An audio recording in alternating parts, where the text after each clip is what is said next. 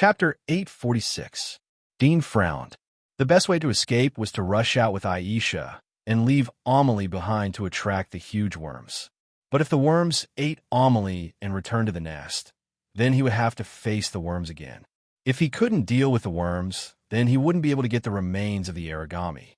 The thought flashed through his mind. He suddenly grabbed one of Amelie's arms and used the clean edge of the saber's hilt to slice off a piece of flesh.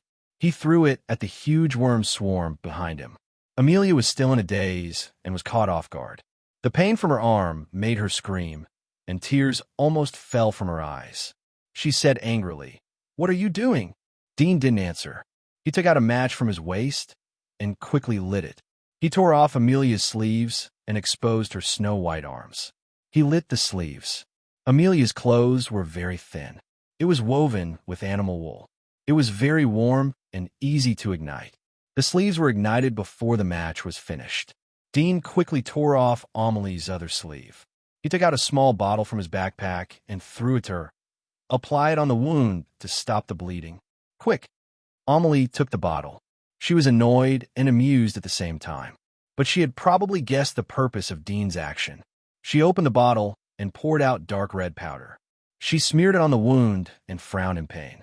Dean ignited the other sleeve and then threw the half-burnt sleeve to the front of the swarm of wild insects. The flame was erratic in the passage, reflecting the shadows on the wall like swaying ghosts, and then fell in the middle of the wild insects. The flame was still burning, but the wild insects quickly dispersed, not daring to get close to the flame. Dean was relieved. Although there were no records in the books, but since ancient times, fire was the nemesis of all life. Humans relied on fire to survive. Using fire to disperse beasts was the knowledge of ancient ancestors. Although the worms were special and had strong survival ability, they were obviously afraid of fire. After all, even microbes with strong survival ability would be destroyed by high temperature. If they weren't destroyed, then it could only mean that the temperature wasn't high enough. Amelia used the light from the fire to see the swarm of wild worms in the tunnel ahead. They were densely packed like snakes. Her scalp went numb, and her face turned green. She even forgot the pain in her arm. Dean noticed that the huge worm swarm stopped and started to gnaw on the piece of flesh that he had thrown out. The worms swarmed forward and plunged into the center of the fight. They were like a group of black tentacles. He opened his backpack and took out 2 black stones. He rolled his burning sleeves towards the black stones. Amelie didn't understand Dean's behavior. "What are you doing? Take off your clothes," Duddian ordered. Amelie was stunned. Her eyes widened as she said, What did you say?" Dean looked at her coldly. "If you don't want to be eaten by these things, then take off your clothes. I need burning materials." Amelie's face turned red. "Why don't you take off your clothes? You really won't take it off?" Dean was too lazy to explain the reason to her. He had a set of splitter armor, so it couldn't be burned. Only his underwear were flammable. But he naturally wouldn't take off his clothes until the last moment. Amelie had seen Dean's strength and domineering. She shivered in anger. She had never exposed her arms and thighs in front of a man before. She gritted her teeth. "If you want to kill me, then kill me. I'd rather die than be insulted by you." Quite chastity. Dean glanced at her. "I'll run out of fuel.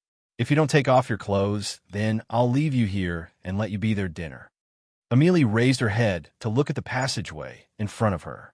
Her sleeve was burning to the end and was about to be extinguished. From the light of the fire, she could see large numbers of wild worms circling around the flames and charging over. Her expression was ugly. She clenched her fists and did not make a sound. Dean didn't say anything more. He blew on the 2 black stones. The stones soon burned into a fiery red color. These were 2 pieces of coal. He carried them with him as fuel. They were also essential items in the wilderness. In most cases, the role of these 2 stones was more useful than first aid medicine. After all, first aid medicine couldn't cure all kinds of injuries, but fire was indispensable to human beings. Duddian put the stone behind him after it was heated. Then he rushed to the front of the swarm of worms with his sword and quickly chopped them down. Whoosh! He activated his demon body, and the saber, turned into a sticky liquid that covered his entire body. In the blink of an eye, he had turned into a monster with sharp blades all over his body. He stood in the tunnel like an evil god. Countless wild insects swarmed over. He waved the blades all over his body. In an instant, he was like the propeller of a helicopter. The grayish-white insects that swarmed 3 meters in front of him were quickly crushed into countless pieces. Amelie saw Dean's appearance through the flame. Although she couldn't see his face clearly, but the terrifying figure almost made her faint. Her heart was beating wildly. She didn't expect that the person she was accompanying was not a human, but a monster. No wonder he was so indifferent. Boom! At this time, the giant worms in the passage rushed again. The piece of flesh that Amelie had thrown out had already been snatched. At this moment, they were like a torrent. But when they were about to reach the 2 coal stones, their speed rapidly decreased. They stopped 3 meters away from the coal stones. They didn't dare to get close. Seeing this scene, Amelie's little heart slightly relaxed. She suddenly thought of an ancient legend. She didn't expect it to be true. These worms were extremely afraid of fire. To be precise, they were extremely afraid of high temperature. That's why the cave was so deep and cold. The giant worms stopped in front of the 2 coal stones. They didn't dare to get close. Some of the worms had round holes in front of them. Sharp blades came out of their mouths. They were like 2 praying mantis arms. They wriggled forward, but when they were about 2 meters away, they seemed to be burned and quickly shrank back. In fact, the temperature brought by the 2 coal stones was not high. But miraculously, they blocked the giant worms that were comparable to pioneers. Dean was killing the worms in front of him while paying attention to the movements behind him. Seeing the scene, he was surprised. He thought that it would be good if he could slightly cushion the attacks of the giant worms. He didn't expect that they would all stop. How afraid of fire were they? He thought of black prison. It would explode at the slightest touch, and was also extremely afraid of fire. However, black prison was afraid of fire because its body was made of fat and oil. Moreover, black prison was an artificial product created by the Monster Research Institute. Could it be that the materials used to create black prison included this desolate worm? Chapter 847. Plop. Suddenly, a giant worm crawled to the top of the cave. The cave was about 4 meters high. The temperature of the coal shone on the top of the cave, giving the giant worm a chance to take advantage of it. Amelie screamed and retreated. Dean was scared by her scream. He turned around, and his face changed. He quickly rushed to the front of the giant worm. His body was full of sharp blades. Puff! The giant worm was killed and cut into 7 or 8 pieces. Dean quickly returned to the front and blocked the worm's swarm. He shouted to Amelie, "Move a few stones from the side and pile them up. Put the coal on top and let the fire shine on the top." Amelie recovered, but there was still a trace of palpitation on her face. She quickly followed Dean's instructions and picked up a few stones from the side. But when she came to the front of the coal, she was in a dilemma. The coal was burning red. How could she take it to the top of the stone and pile it up? Dean paid attention to her movements. He could not help but roll his eyes. Don't you know how to pull a piece of cloth to wrap them up and quickly bring them to the top of the stone? So stupid. Amelie's face turned red. She tore off a piece of cloth. With her current strength, it was easy to tear the cloth. If it was before, she could only use her teeth to bite it. After tearing out a piece of cloth, she held both ends and pulled the coal to the top of the stone. At this time, the cloth was ignited by the coal. She saw that the worms were climbing up the rock wall. They wanted to find the weakest point to break in. She immediately threw the cloth towards the place where the worms were gathered. The flames danced, and the giant bugs were in chaos. They screeched and shrank back. However, one of them could not retreat in time, and the burning cloth fell on its head. It immediately cried out in pain and thrashed around crazily. It smashed into the rock wall and created a few deep holes. It slowly slid down. Its body softened like it was melting ice. Especially on its head, which was covered by the burning cloth, the tissue actually fell down softly. Amelie did not expect that these terrible worms would be so easily injured. She was surprised and secretly excited. But soon she realized that fuel was a major problem. If there was enough fuel, she could kill these worms with her own strength. But in this damp cave, where'd she get fuel? She looked at herself and blushed again. The coal was piled on top of the stone. The warm fire seemed to form an enchantment that blocked the cave. The fierce-looking worms were stagnant and did not dare to come close. A few minutes later, Dean had killed all the worms that were coming from the front passage. After several minutes of high-speed cutting, he had consumed a lot of physical strength. His whole body was sweating. After dealing with the worms in front of him, he sat on the ground and slowly untied his demonic body to restore his human appearance. He leaned against the rock wall with the demonic knife in his hand and gasped for breath. Amelie was relieved to see Dean return to his human form. Although she knew that Dean was not a human, but at least under his human appearance, she could still communicate with him. These worms seemed to be afraid of fire. Should we go out and find some fuel to deal with them? Amelie asked in a low voice. Dean glanced at her. It was naturally the best way to go out and find fuel. But he was afraid that if they went out, they would not have the opportunity to come back. The great priest had most likely set up an attack outside. Once they went out, they could only run away. He did not want to leave before he got the remains of the origami. He said, "If there is nothing to burn, then I will burn your clothes. If there is nothing to burn, then I will peel off your skin. Then I will fry the fat out of your skin and smear it on the stone." Amelie's heart was beating wildly. She shrank back. She imagined the scene of peeling off the skin. She felt the horror and pain. She gritted her teeth. "If you dare to do this, then I will die with you." Dean ignored her and looked at the giant worms gathered in front of the coal. He was surprised. The fear of fire was too strong for these giant worms. If it was two burning bonfires instead of two pieces of coal, they would be scared. He could understand, but just the temperature of the small coal was able to scare them. It was really inconceivable. Dean quietly watched and pondered. Suddenly, he felt hungry. He took out some dry food from his backpack and ate it. Amelie saw Dean eat. She felt hungry too. She looked at Dean and wanted to ask for more food. But she thought about Dean's temperament. He might not give it to her, so she was too lazy to lose face. Dean looked at her and said, "Do you want to eat?" Amelie saw Dean take the initiative to ask. She was happy. She slightly raised her head and said, "Not bad." Dean grabbed something on the ground and threw it to her. "Eat." Amelie took it. She found that it was a wriggling worm. She was scared and almost threw it away. "This thing can improve your strength and fill your stomach." "How good is it? Do you goddesses like to waste food?" Dean indifferently said. Amelie stared at him. She put the worm into a jar. She suddenly felt that her stomach was not so hungry. Time passed. After eating, Dean leaned against the rock wall to rest. After less than half an hour, he suddenly opened his eyes and looked at the ground in front of him that was full of worms. As he gazed at the ground, the rock wall next to the worms suddenly broke, and a few giant worms crawled out from inside. Dean's face changed. He turned around and saw that the number of giant worms in front of the coal stones had decreased. They had unexpectedly come to the other side of the cave. Amelie also noticed it. She was nervous. Dean quickly took out a piece of coal from his backpack. He took out a towel from his backpack and ignited it. He wrapped the burning towel around the coal stone and put on the rock next to him. The giant worms that came from the other side of the passage stopped. Amelie was relieved.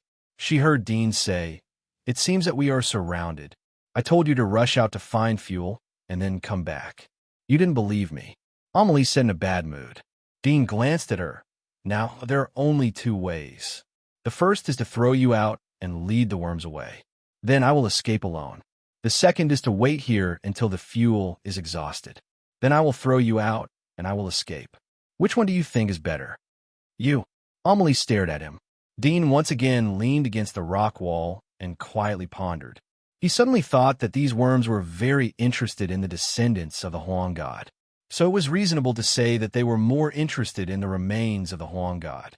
After all, the descendants of the Huang god had been passed down for many generations, and the bloodline of the Huang god had become thin. Could it be that the remains of the Huang god in the depths of the cave had been eaten up? No. If that was the case, then why did these worms gather here? But if they were not eaten, why would they leave the remains of the origami and be attracted by him? Chapter 848. Creatures that live in groups must have a leader. Dean should have thought of this. The reason why these worms came out of the nest to attack him or Amelia should not be simple because of Amelia's smell. They should be under the command of the leader. This was the most reasonable explanation. However, he did not know what level the leader of the worm was. But as long as he killed it, the rest of the worms should be much easier to deal with. Dean stood up and looked at Amelia. Find something and bring the coal. Get ready to go in with me. Go in? Amelia was surprised. Are we going to go inside? Dean indifferently glanced at her. Whether you can keep up with me or not depends on your luck. If she couldn't keep up with Dean, she would become food for these worms. She quickly swept the ground to find something to wrap the burning coal, but there were only stones on the ground. She suddenly thought of the boots under her feet. She hesitated for a moment, but quickly took them off. Her snow-white feet stepped on the cold and wet ground. The sticky feeling made her feel nauseous, but she couldn't care so much at the moment. Dean didn't pay attention to Amelia anymore. He turned to look at Aisha. There was a trace of apology in his eyes. I'm sorry. I have to make you do it again. Aisha was indifferent and silent. Dean took a deep breath. He raised his hand and shook the bell. At the same time, the knife in his hand turned into mucus and covered his whole body. He entered into the demonic body state. Roar! Aisha screamed as she heard the bell. Her bones made crackling sounds. Pure black scales spread out from her body. She also entered into the strongest demonic body state. In the blink of an eye, Dean and Aisha turned into two ferocious monsters, standing in the cave. Dean didn't stay any longer. He suddenly rushed into the depths of the cave, passing by the coal like a phantom. His sharp limbs danced in the air, cutting the surging giant worm into minced meat. He was like a huge meat grinder, pushing straight through the cave. Aisha tore up the giant worm that Dean had missed. Amelia saw the changes in Dean and Aisha. She was so scared that her face turned pale. She wanted to turn around and run away, but the huge worm was eyeing her covetously. She finally chose to follow behind Dean. Although she felt that Dean was a monster, but at least he could transform into a human and communicate with them. But the worm was a pure monster, and there was no possibility of communication. Hiss! The huge worm's body was covered with sharp thorns as it screamed and rushed toward Dean. If other magic marks warriors encountered such a situation, even if their strength was far superior to these wild worms, they would still be entangled and gradually fall. But Dean happened to be the splitter who specialized in group attacks. His sharp blade-like limbs could cut through iron like mud. The toughness of the blade was harder than many legendary magic marks that were famous for their defense. Although other parts of his body were weak, Dean had long learned to use the blade-like limbs as his weapon of attack and defense. It was both a sharp blade and a shield. As the giant worm approached Dean, it was chopped into pieces. 7 or 8 blade-like limbs moved like a rotating meat grinder. Soon, the worm was pushed more than 10 meters away, leaving minced meat on the ground. Puff! Puff! Dean continued to wave the blade-like limbs. As he continued to push forward, his body overflowed with a lot of sweat. His physical strength hadn't fully recovered from killing ordinary wild worms. At this moment, he was completely relying on the dragon blood technique to stimulate his heart and body. But the more he killed, the slower he felt. His invincible blade-like limbs seemed to be gradually dulled. More and more giant worms rushed out from the gap between Dean's blade-like limbs, but they were torn to pieces by Aisha, who followed closely behind. When a blade-like limb chopped a giant worm from the side, Dean suddenly felt different. He didn't directly cut the worm. When he looked at it, his pupils shrank. He saw that the edge of the blade-like limb was covered with ice crystals, as if it was frozen. The ice crystals caused the width of the blade to increase, but the sharpness was greatly reduced. Dean was shocked. What was the reason? He didn't have time to think or solve it. He could only continue to wave the ice-covered blade-like limb forward. But after the sharpness was reduced, he had to spend more strength to cut the giant worm. In addition to this blade, Dean found that the other blade-like limbs were the same. They were covered with ice crystals. He killed along the way and noticed that every time the blade-like limbs cut the body of the giant worm, the ice crystals would grow a little. After knowing the reason, Dean could only rush forward with more effort. After 4 or 5 minutes, Dean finally rushed out of the passage and returned to the previous spacious underground cave. He turned his head and looked back. The passage behind him was full of chopped giant worms and Amelia, who was running with her boots carrying coal stones.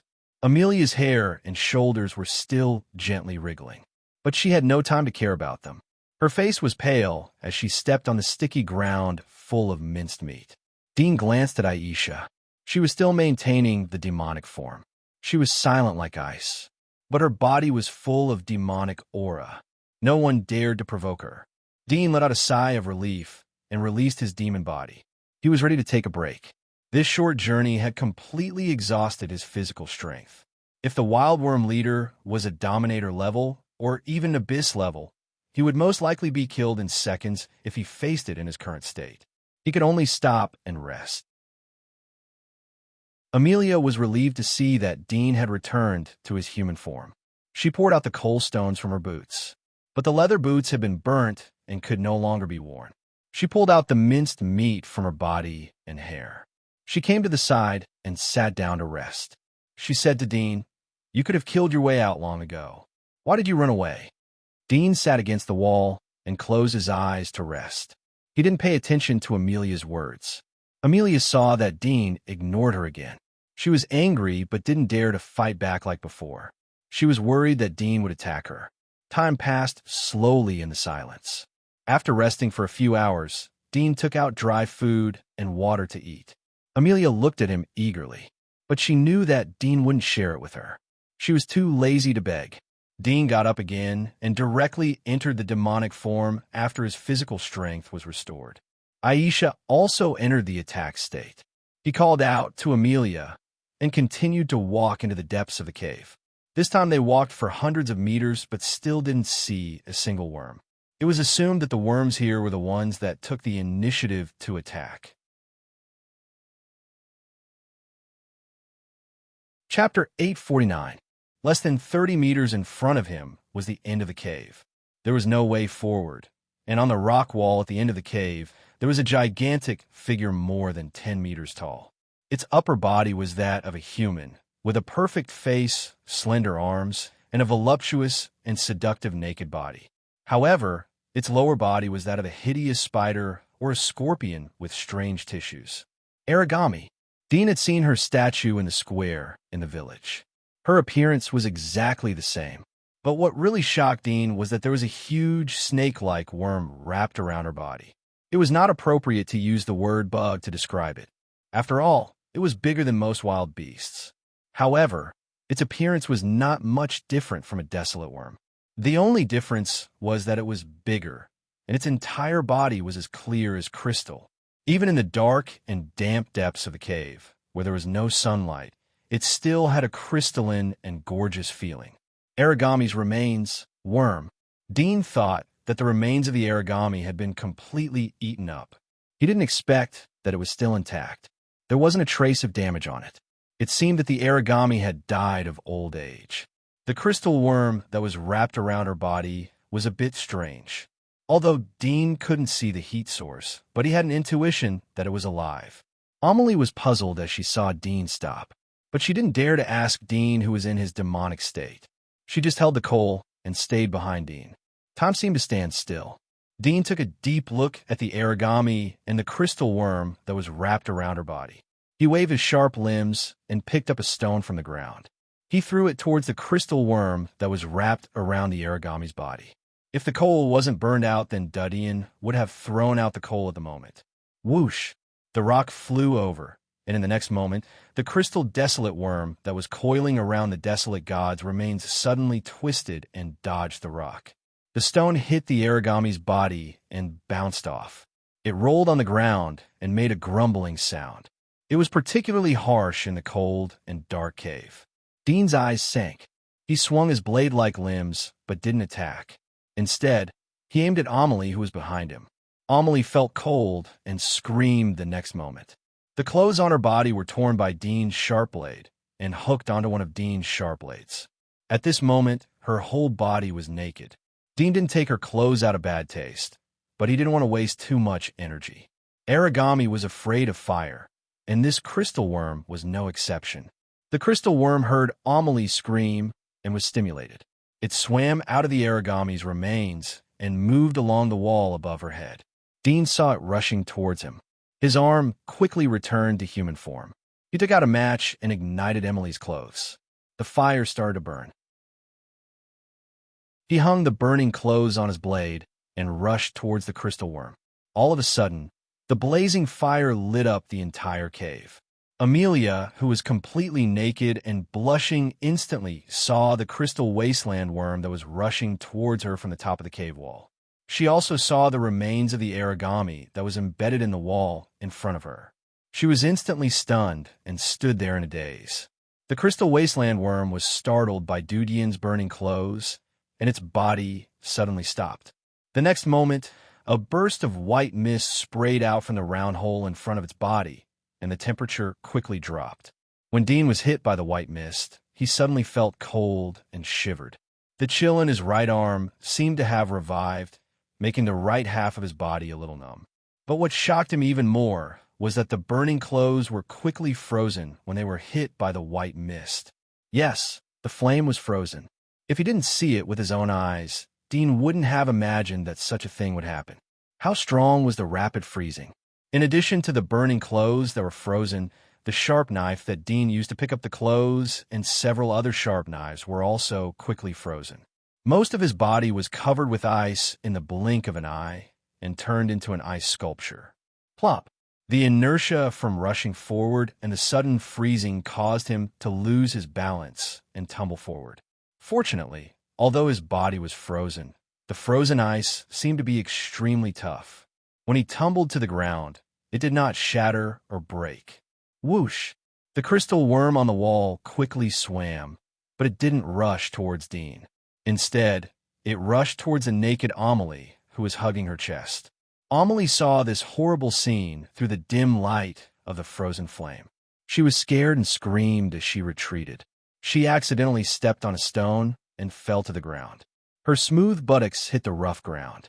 It was very painful, but she couldn't feel it anymore. In her eyes, there was only the crystal worm that was quickly approaching. Roar! With a sudden roar, like a demon from hell, full of killing intent, a black whip shadow suddenly lashed out.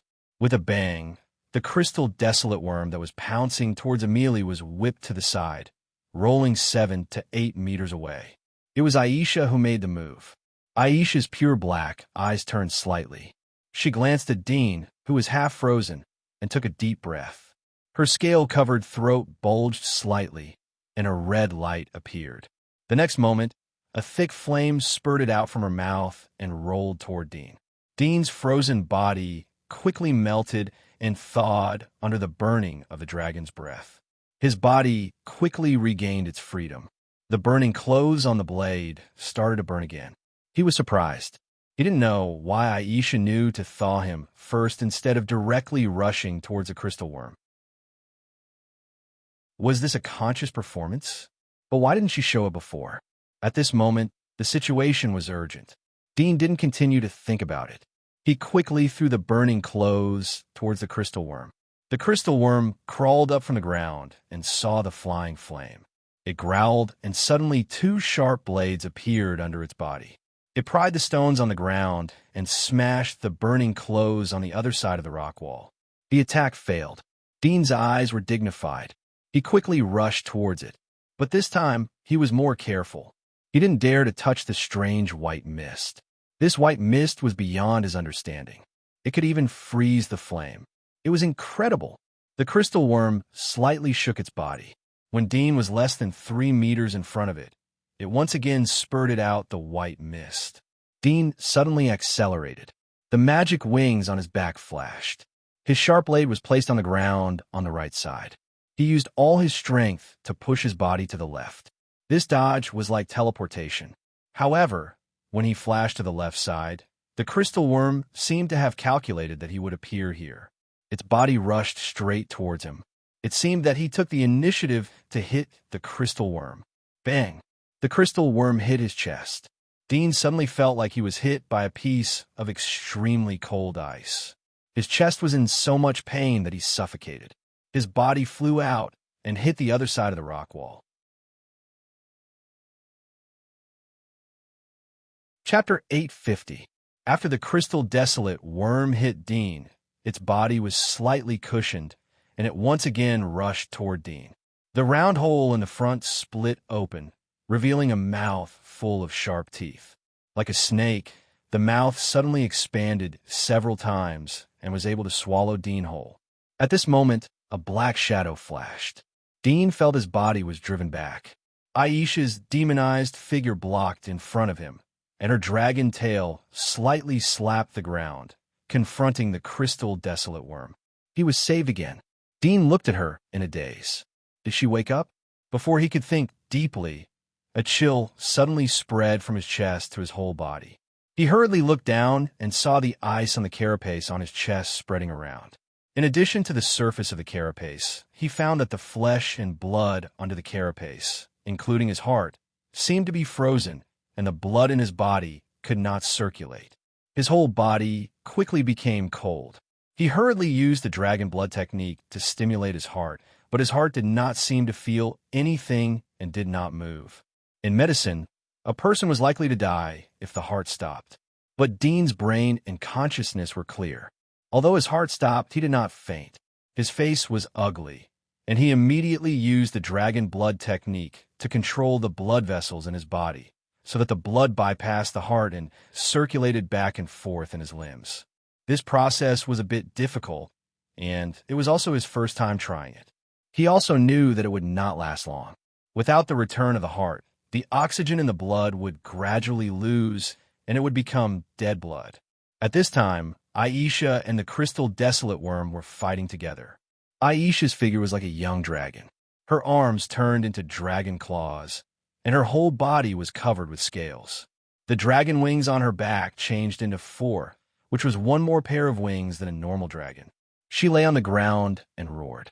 The sticky blood veins on her wings were slightly hot, and then she spat out a scorching dragon flame at the crystal desolate worm. The crystal desolate worm seemed to be aware that Aisha was far more difficult to deal with than Dean. The moment Aisha spat out the dragon flame, its round body quickly rolled to the side, and then it wriggled like a snake, spitting out a crystal-like icicle from its mouth. The icicle came extremely fast, but Aisha dodged faster. The 4 wings on her back fluttered, and her body twisted in the air to avoid the icicle. Bang! The icicle swept under her body and stabbed Dean's blade-like limbs, almost penetrating one of his blade-like limbs. The icicle emitted cold air, which made Dean's hair stand up. He quickly turned his body and fell to the other side to avoid being accidentally injured. After spitting out the icicles, the crystal wasteland worm quickly rushed towards Aisha.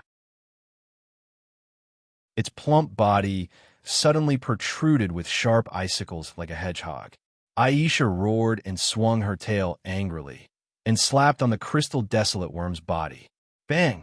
The crystal desolate worm fell to the ground in a deep pit. Aisha's dragon tail was covered in blood, but the blood had not yet flowed out. Aisha looked down, and then looked up at the crystal desolate worm. She roared as if she was enraged, and suddenly rushed down. The crystal desolate worm climbed up from the ground and saw Aisha falling from the sky. It was unwilling to show weakness and opened a round hole on the top of its head, revealing the dense, sharp teeth inside. It expanded several times, as if it wanted to swallow Aisha in one bite. No! Dean hurriedly roared. Aisha's corpse nature was not afraid of death, and her attacks were rude. It would be difficult to escape death if she rushed like this. The next moment, Aisha hit straight up, and her whole upper body rushed into the crystal desolate worm's mouth.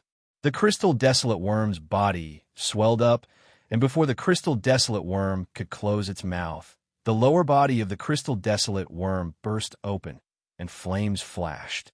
Dean was dumbfounded. Aisha's body slowly stood up from the ground and shook her upper body to shake off the half of the crystal desolate worm. Her chest, neck, hair, cheeks and other parts of her upper body were full of wounds and were dripping with blood. In the short process of being swallowed, she was almost chewed to pieces. Her face was indifferent, without any emotion. Her pure black eyes looked at the half of the crystal desolate worm that was thrown away. She screamed and suddenly opened her mouth. Her whole face was flushed with blood, and a vigorous dragon flame was sprayed out again, hitting the half of the crystal desolate worm that was twisting on the ground. The flame bathed the crystal desolate worm, and an ear-piercing scream sounded. The flame was extinguished in the blink of an eye, but the body of the crystal desolate worm that was burned by the flame quickly softened, like a pool of viscous liquid. Seeing that the crystal desolate worm was defeated, Dean was relieved, and then felt a burst of dizziness in his brain. He tilted his head and fainted. Dean didn't know how much time had passed, but he woke up in the darkness.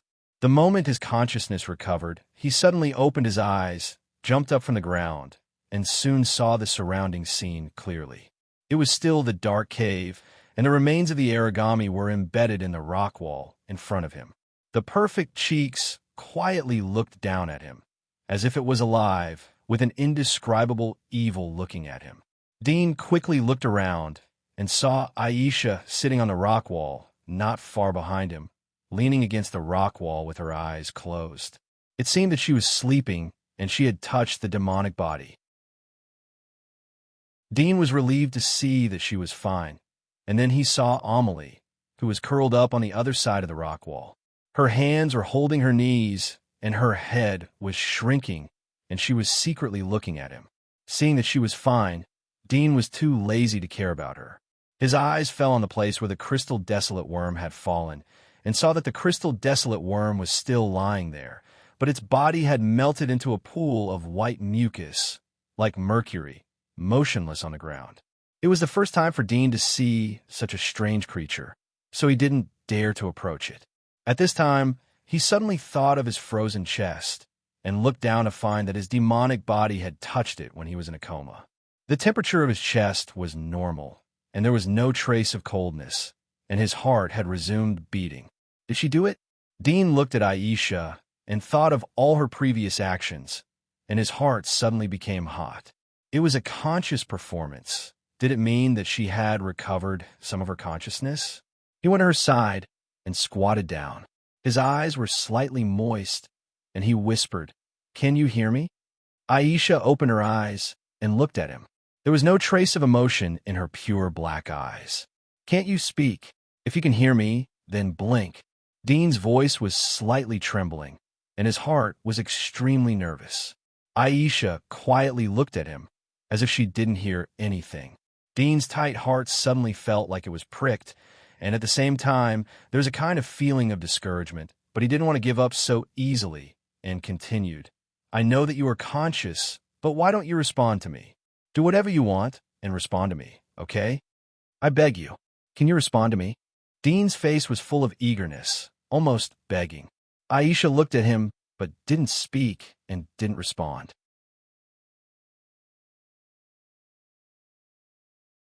Chapter 851.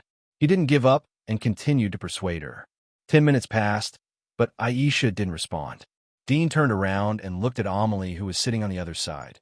"What happened after I was in a coma?" Amelie seemed to expect Dean's question. "She was lying on your chest after you fainted.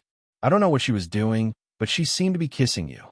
Then she touched the demonic body and sat there for a long time until you woke up. She was lying on my chest." Dean was shocked. She was the one who unfroze his chest. It showed that she was conscious. He couldn't help but look at her. His mood was a bit complicated. Since she was conscious, why didn't she respond to him? Dean calmed down after a long time. He asked Amelie, "How long was I in a coma?" "I don't know." "How long?" "About 7 or 8 hours." Dean frowned as he looked at the slime not far away. He slowly got up and walked towards it. Amelie's eyes lit up as she looked at him. Dean heard movement from behind as he was about to reach the slime. He turned around and saw Aisha sitting in a straight posture. Dean was puzzled. He didn't give her any instructions, so why would she adjust her sitting posture? He didn't think much about it as he continued to walk towards the slime. He wanted to see what was the use of the slime. At this time, another sound came from behind. Dean looked and saw Aisha stand up from the ground. Dean was startled as he came to her. "Do you want to say something to me? Can you hear me?" Aisha quietly looked at him but didn't speak. Dean repeatedly asked several times, but found that she had returned to her silent state. His heart was somewhat discouraged. After repeated attempts, there was still no response. He sighed and turned to continue to walk towards the silver mucus. Just as he was about to walk closer, he heard footsteps behind him. Dean looked at Aisha and saw her taking a few steps towards him. Dean looked at her in puzzlement. He glanced at Amelie. Is this the body of the insect? Amelia's heart skipped a beat as she heard Dean's question. Dean narrowed his eyes. Really? The previous worm was too big for you to swallow. This time it has melted. Come and have a taste. Amelie's expression changed. She pouted and said, What taste? Do you think it's some delicacy? I don't want to eat it. I told you to come. Dean narrowed his eyes. Unless you want to eat the bugs outside. Amelie said stubbornly. I'm not going. Dean looked at her, looked at the pool of silver water in front of him, and slowly retreated a few steps. He said without looking back, This thing should not be dead yet, but I'm very curious about how it attacks people now. You go over and let me see. Amelie's face changed. What are you talking about? This thing is dead. I don't want to get close to such a disgusting thing. Dean came in front of her. Either you go over by yourself, or I will throw you over. You choose one. Amelie trembled in anger as she saw Dean's serious expression. She clenched her fists and glared at Aisha. Yes, it's not dead. It can still move. Are you satisfied now? Dean indifferently said, Tell me, how did you know? How did it attack? Amelie gritted her teeth. I was going to get close to take a look, but it stretched out a tentacle and almost caught me. Dean glanced at her, but didn't say anything. He didn't do anything to her because of her deliberate concealment of the matter. He turned to Aisha, who was sitting on the ground. Dean looked at her unchanging expression, but there was a bit of pain and a bit of excitement in his heart. Obviously, her previous actions were to remind him. This once again proved that she was conscious, and this consciousness was to protect him. But he didn't know why he couldn't get a response when he tried to communicate with her. It was difficult for him to understand, but this situation finally let him see a glimmer of hope. You saved me again. You always save me. Dean held her hand and said softly. Aisha was silent. Dean whispered softly, telling the feelings that had been suppressed in his heart for a long time. As he spoke, he suddenly saw that her clothes were damaged on her back. He was shocked and immediately stretched out his head to take a look. His heart suddenly became cold, and then it was incomparably painful. He saw that Aisha's back was badly mutilated. Her spine was in the middle of her snow-white skin. It was as if a layer of skin had been rubbed off from the ground. At the same time, he found that her soles, heels, and other places were full of scars. Was it caused by the previous battle? Dean thought about the time when she killed the crystal worm. Her upper body was bitten by the crystal worm. Most of the scars were caused at that time. After a while, he woke up and wanted to slap himself. He quickly turned over his backpack and took out the hemostatic medicine and healing medicine.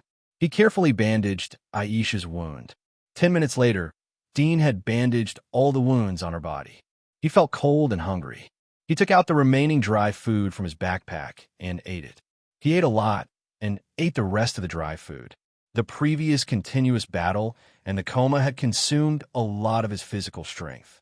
The cold energy in his right arm showed signs of recovery. He could only eat as much as possible to increase the decomposition in his body. Aisha saw that Dean was eating sweetly. She couldn't help but grit her teeth. She was also hungry, but every time she thought about the appearance of the worm, she would lose her appetite. Even though she was hungry, she didn't have the appetite to swallow the disgusting thing. Now that you've seen the origami, should we go out? Aisha blinked her watery eyes and looked at Dean with pleading eyes. We will naturally go out when we are healed. Dean glanced at her. If I'm not wrong, the great priest should have made several arrangements outside. I'm going to find some worms. If she doesn't eat them, then you'll have to cut your flesh. Aisha's face changed. You want to eat me?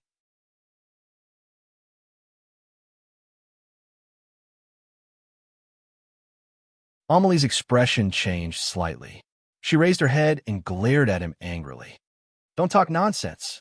Nonsense, Dean indifferently said. I don't think so. Do you think that I'll deceive you? In fact, from the start, I wanted to tell you the location of the divine wall so that you could move there. Unfortunately, you didn't believe me, and things have escalated to this point. Don't question why I'm being so kind. In fact, strictly speaking, I'm not being kind. It's just that as a person of the divine wall, I don't think that outsiders invading my homeland is a kind of invasion. Therefore, I welcome you all to come. After all, there's strength in numbers, right? If you migrate to the wall, it will only promote the prosperity and development of the wall. So why wouldn't I be happy? Unfortunately, you've been here for a long time. The local resources are scarce, so you think that other places are the same. I'm sorry to tell you that the wall can feed tens of millions of people. It's self-sufficient, so you don't have to worry about resources. As long as you're diligent, you will have food. Dean said confidently. Amelie was in trance. She knew some of the situation inside the wall from the secrets of the clan. Dean's words not only included what she knew, but also the environment inside the wall. She slowly recovered and looked at Dean. Why didn't you say so earlier? I've said it from the beginning, but trust is mutual. I don't believe you. You don't have the conditions and are so barren and desolate. But you still don't believe me. To be honest, what is there to conspire about? Even if there is, isn't it worth it to use your things in exchange for the future of the clan? Unfortunately, you followed a foolish leader. Duddian shrugged. Amelie's face slightly changed. Don't say bad things about the great priest. Dean glanced at her. Although I don't know how she will deal with me. Maybe she will kill me together with you, so that I won't return to the wall and bring more people to attack you. But her worries are unnecessary. Because of this, she will put you in vain. In any case, I will tell her the coordinates of the wall. I hope she won't be so stubborn. Amelie's eyes flickered. Dean saw that her mind was stirred. He knew that his goal had been achieved. He didn't say much, but looked around. There was nothing here except for the remains of the origami. There was no excrement produced by the worms. It made him feel strange. Did they only eat and didn't vomit?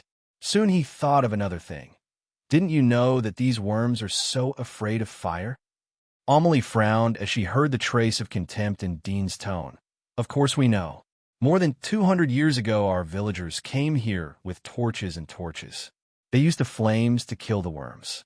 But later the appearance of the flames alarmed the monster in the deepest part of the cave. That monster is the crystal worm we just met. It killed all the people who entered the cave.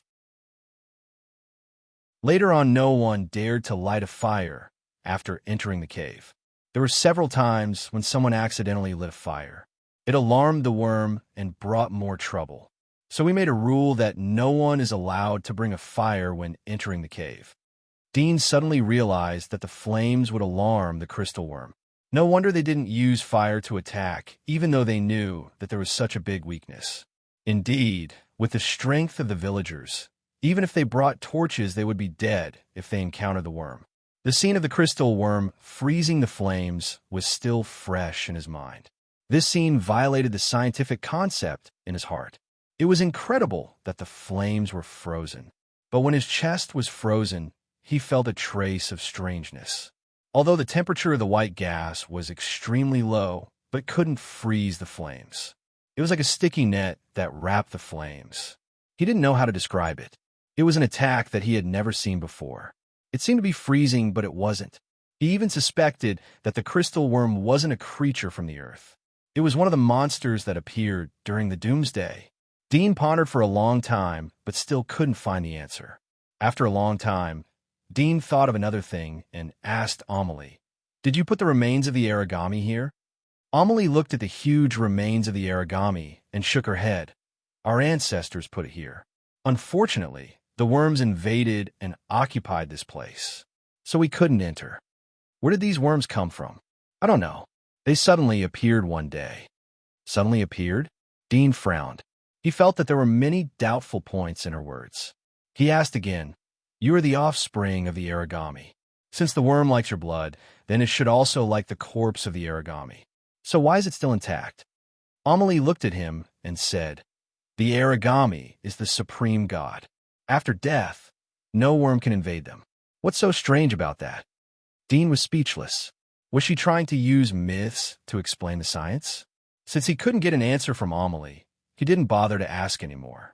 With Amelie's age, she probably didn't know much. All the secrets should be hidden in the old woman's mind. Unfortunately, he couldn't pry her mouth open. Suddenly, he thought of something and asked, "How would you migrate to the wall if I told you the coordinates of the wall? It's far away. Even if I came alone, I almost died several times. There's so many of you. What's the difference between you and the fireflies in the wild? Wouldn't you die faster if you go out?" Amelie knew that Dean was trying to get information from her. She lowered her head and ignored him. Dean saw that she didn't say anything, so his eyes turned.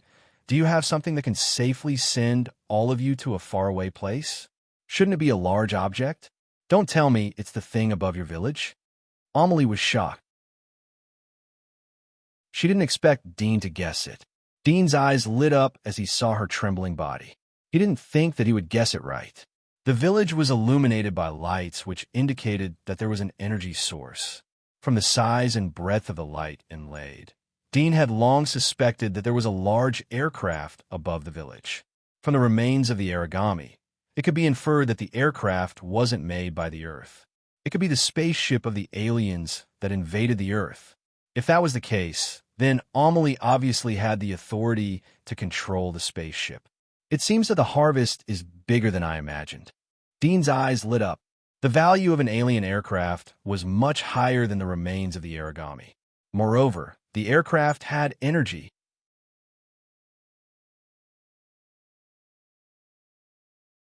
Chapter 853. Amelie's face was pale. This was the deepest secret of their clan. She didn't expect that it would not only attract Dean's attention, but also be speculated by him. Although she felt that she could also deduce these things, but she wasn't as confident as Dean. It was as if he was sure that her deduction was the truth. She felt disgusted and frustrated. She bowed her head. "You can think whatever you want." She had made up her mind to not be tricked by Dean. Dean glanced at her and turned to look at the origami that was embedded in the stone wall. His eyes flashed as he couldn't figure out why the origami's body was here.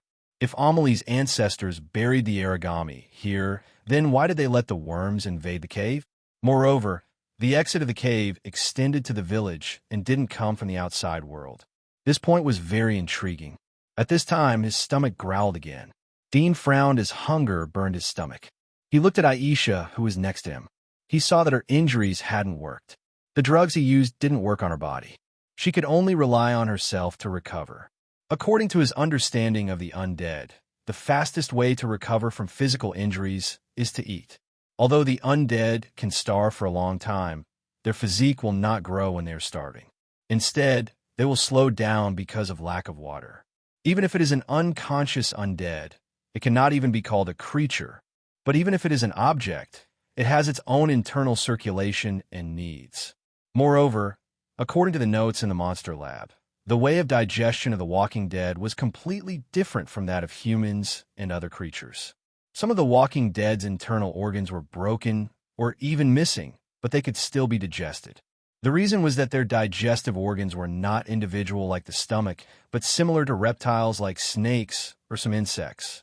The whole feeding passage was their digestive organs, including the throat. This was also the reason why the roar of undeads was so hoarse. The reason was that the vocal cords had already melted into a part of the digestive organs. Dean quietly looked at her.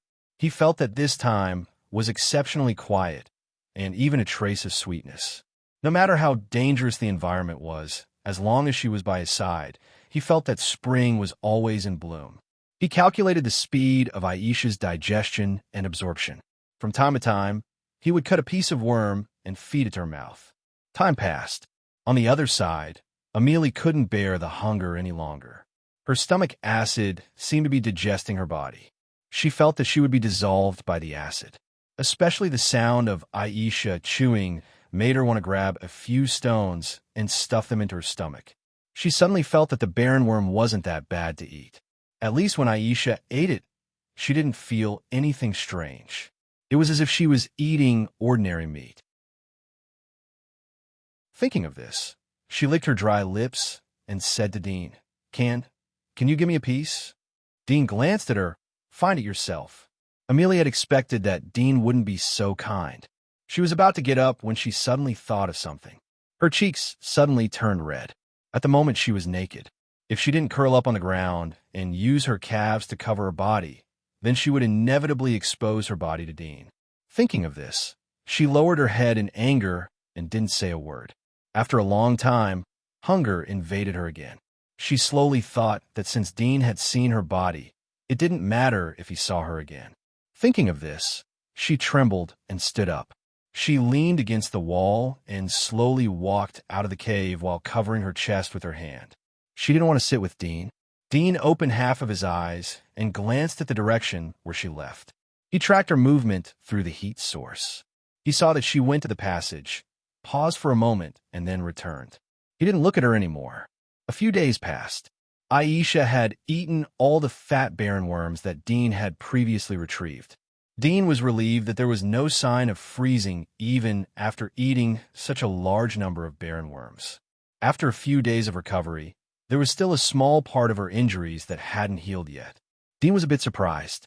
Aisha's physique could heal quickly even if her wrist was broken, but there were still bloodstains on her back and legs as if they had just been cut open. Dean got up as he saw that the barren worms were finished. He felt his stomach growling again. He hadn't eaten for a few days, so he was cold and hungry. There were several times he even wanted to eat a mealie, but in the end he held back. He had killed many people, but it was the first time that he ate a human. Unless it was a last resort, he didn't intend to take this step as it would mean failure. Around the rock wall, Dean saw Amelie curled up on the other side of the rock wall. There were a few barren worms around her. She was unconscious and didn't alert.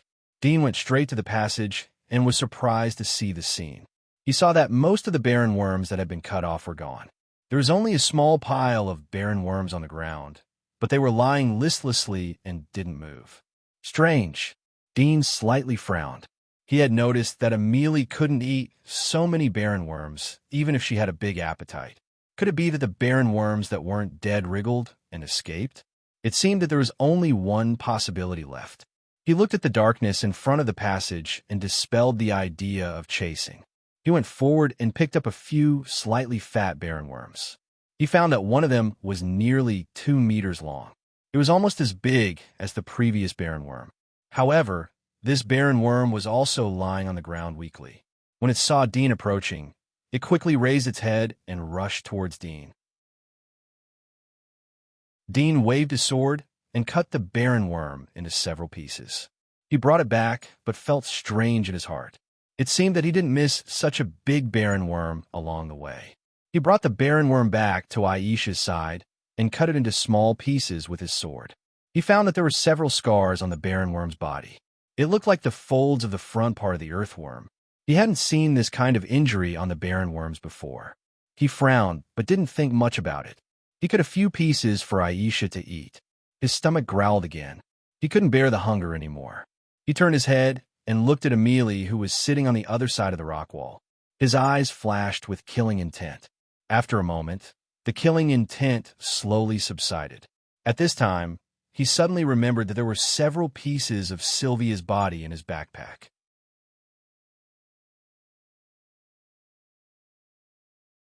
Chapter 854. The idea took root in his mind and grew rapidly. There were two main reasons why Dean carried Sylvia's body. The first reason was that he could use the goddess's body to suppress and disperse the terrifying existences in the abyss. The second reason was that he could use the technology to study the goddess's body if he encountered other giant wall along the way. But now in this predicament, the body of Sylvia seemed to only have the most primitive function, which was to satisfy his hunger.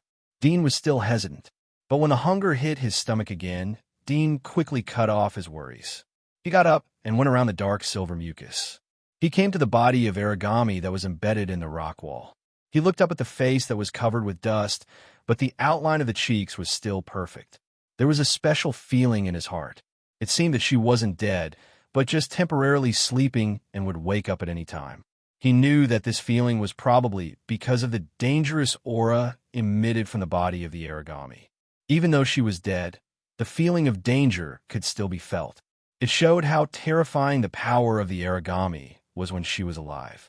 Dean raised the sword and cut the strange leg of her lower body. The invincible sword was like cutting a hard piece of wood. It only cut a small part of the leg, and then it got stuck inside. He sawed back and forth before he pulled back the sword and cut again along the previous cut. The hardness of this origami's body was almost the same as Sylvia's. He was glad that his magic mark was the splitter. If it was a legendary magic mark like the demonic dragon or the shadow hunter, he would be helpless and helpless. The strange leg of the body of the origami didn't bleed. It was the same as Sylvia's. The blood in their body seemed to be solidified in the body's cells. Moreover, there seemed to be no blood vessels in their body. The blood existed in every part of the body and didn't seem to need to enter the heart for circulation. After a few minutes, Dean cut off a piece of flesh that was as long as an arm. It was equivalent to the whole body of the origami, but it was only a very small wound. The color is the same as Sylvia's. Dean held the piece of flesh and returned to Aisha. At this time, Aisha seemed to feel something. She slightly tilted her head and looked at Dean. Her eyes fell on the piece of flesh in Dean's hand. Dean was surprised to see her reaction to the flesh of the origami. He asked, "Do you want to eat it?" Aisha didn't respond and just stared at him. Dean thought for a moment and decided to let her have a taste. But he had to see if there was any problem with the flesh and blood of the origami. Sylvia's body was frozen in the metal cabin. That was why it could be stored for 300 years. However, this origami was only buried in this cold, underground cave. Although the temperature here was close to 0 degrees, it was still a far cry from the temperature of Sylvia's freezer. Although it did not appear to be rotten from the outside, it was hard to guarantee that the meat inside would not deteriorate and grow some horrifying bacteria. Dean took out the pieces of Sylvia's body from his backpack and compared them. He checked them repeatedly.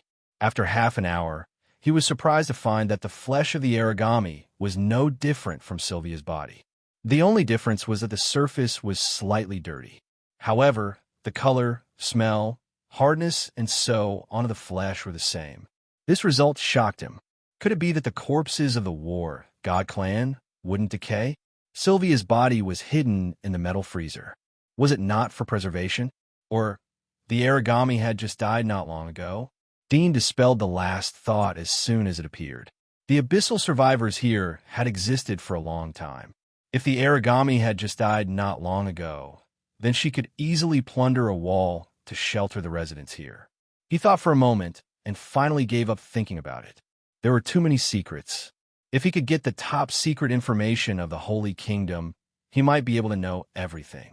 However, with his current strength, it was obvious that he couldn't get in touch with these things. He used the sword to cut a piece of the origami's flesh.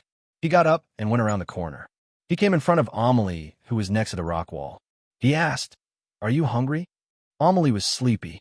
She looked up at Dean when she heard his voice. The confusion in her eyes disappeared when she saw Dean. She was alert as she looked at the piece of meat that Dean handed to her. "What is this? Can't you recognize the meat?" "I'm asking, what is this meat?" Amelie held back her anger and said, "Meat that can fill one's stomach." Dean frowned and impatiently said, "I told you to eat it. Do I need to poison you if I want to kill you?" Amelie slightly gritted her teeth. She knew that Dean was telling the truth. But Dean's attitude made her feel very humiliated.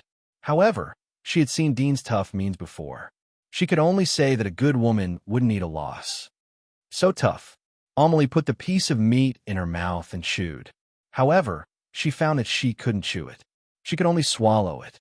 Dean used his X-ray vision to see the meat slipping down her throat. He turned to leave, but his eyes were always focused on her body. It was as if he was a precise instrument. He scanned her body, including the local heat source, heartbeat frequency, and so on. Time passed. 2 or 3 hours passed. Amelie suddenly had a reaction. She was holding her stomach and curled up into a ball. Her face was full of pain. Dean thought of her reaction when she ate the worm for the first time. His heart skipped a beat. Could it be that eating the flesh of the origami could strengthen her body? Dean found out that Amelie didn't hold back this time, but cried out in pain.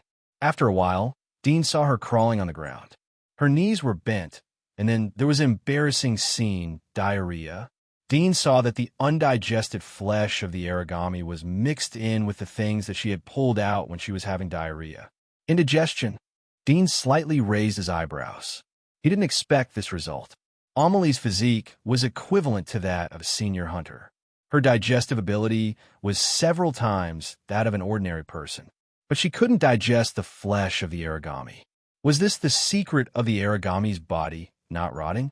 Amelie seemed to be free after the diarrhea, but soon she noticed the dirty thing behind her. She suddenly blushed. She peeked at Dean's side. She couldn't see him through the rock wall.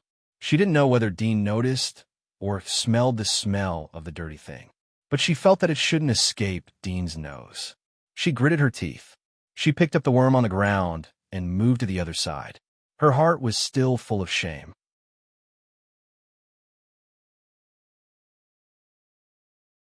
Chapter 855. After confirming that the origami's flesh was not poisonous, Dean couldn't wait to eat the whole piece of origami's flesh. However, his reason restrained the impulse. He cut a small piece of flesh and tasted it in his mouth. It was a bit fishy. He tried to chew it slowly. The flesh was extremely tough, but he was a dominator after all. His bite force was far stronger than Amelia's. After chewing for a few minutes, he chewed the flesh and slowly swallowed a part of it. The feeling of hunger was alleviated a lot when the flesh entered his stomach. He leaned against the rock wall and quietly cultivated. A few hours passed. Dean didn't feel any discomfort. The suppressed hunger in his stomach attacked again. He cut a small piece of flesh and ate it. Then he continued to rest to save physical strength. 2 days passed in the blink of an eye. During this period, whenever Dean was hungry, he would eat a small piece of origami's flesh to alleviate the hunger. Although he ate several pieces of flesh, his body didn't feel any discomfort or other reaction. However, it was after all hundreds of years of flesh from an unknown origami. He didn't dare to eat too much. He just wanted to ensure that he could survive this predicament. Aisha's injuries were slowly recovering. Dean estimated that she would be completely healed in 2 or 3 days. Amelia stayed on the other side. She seemed to have slowly adapted to the taste of the worm. She went out to forage for food and ate more and more. Her physique was getting stronger and stronger. In just a few days, she had reached the level of senior limitless. It was faster than using God's marrows. Dean was envious and regretful at the same time. If he could also eat worm to strengthen his physique, he would have reached the abyss level by now. He might even be stronger than the abyss walkers. The cave was filled with the stench of blood and Amelia's feces. Dean was used to it. Amelia didn't feel embarrassed anymore. After all, the most embarrassing scene was seen by Dean. She seemed to have grown a lot in just a few days. She no longer cared about Dean's attitude and was not easily angered by him. In this pitch-black cave, the 3 of them stayed inside, allowing time to pass. Dean couldn't bear the hunger. He skillfully took out his sword and cut a piece of origami's flesh and threw it into his mouth. He slowly chewed and swallowed it. Half an hour later, Dean suddenly felt hot and sweaty all over his body. He opened his eyes in surprise and looked down at his body with his X-ray vision. Staying in this cold cave for a few days, the chill in his right arm was restless from time to time. But at this moment, the chill in his right arm seemed to have disappeared, and he didn't feel cold at all. It was like returning to the state before he was infected with the ice blood disease. He looked at his chest and abdomen. Under the epidermis, there were complicated veins, meridians, and bones. The first thing he did was to look at his organs. Other than stomach acid and undigested origami meat, there was nothing else. He let out a sigh of relief. However, the next moment, his expression changed. He stood up abruptly and took off his armor. Then he touched his back with his hand. His movements were very fast, and he immediately felt a protruding sarcoma on his back. He was shocked. At first, he thought that it was a worm that crawled into his armor. He didn't expect that the crawling feeling came from the protruding thing under his skin. When his fingers touched the protruding sarcoma, the sarcoma seemed to have a life of its own as it quickly crawled toward the back of his neck. That wriggling feeling was like a naked worm galloping on his back. Dean's face changed. He twisted his palm and pressed the sarcoma, blocking its way. But when he pressed the sarcoma, it suddenly sank and shrank into the depths of his skin. The sudden appearance of the sarcoma made Dean panic. Even though he was always calm, he was scared by this strange situation. The most important thing was that he smelled the smell of danger and death. After the sarcoma disappeared, he did not dare to stop and wait for it to bulge again. He immediately squatted down and leaned the armor that he had taken off against the rock wall behind him. The breastplate in the center of the armor could reflect light, and his field of vision was 270 degrees. Tilting his head slightly, he could see the situation on his back through the breastplate. Through his X-ray vision, he soon saw that there was a sarcoma the size of a baby's fist next to his spine. The sarcoma's color was extremely strange. It was gold like liquid metal. He was very clear about his body's condition. This golden sarcoma had never appeared before. Was it caused by eating the origami's flesh? He could only think of this possibility. His face suddenly became very bad.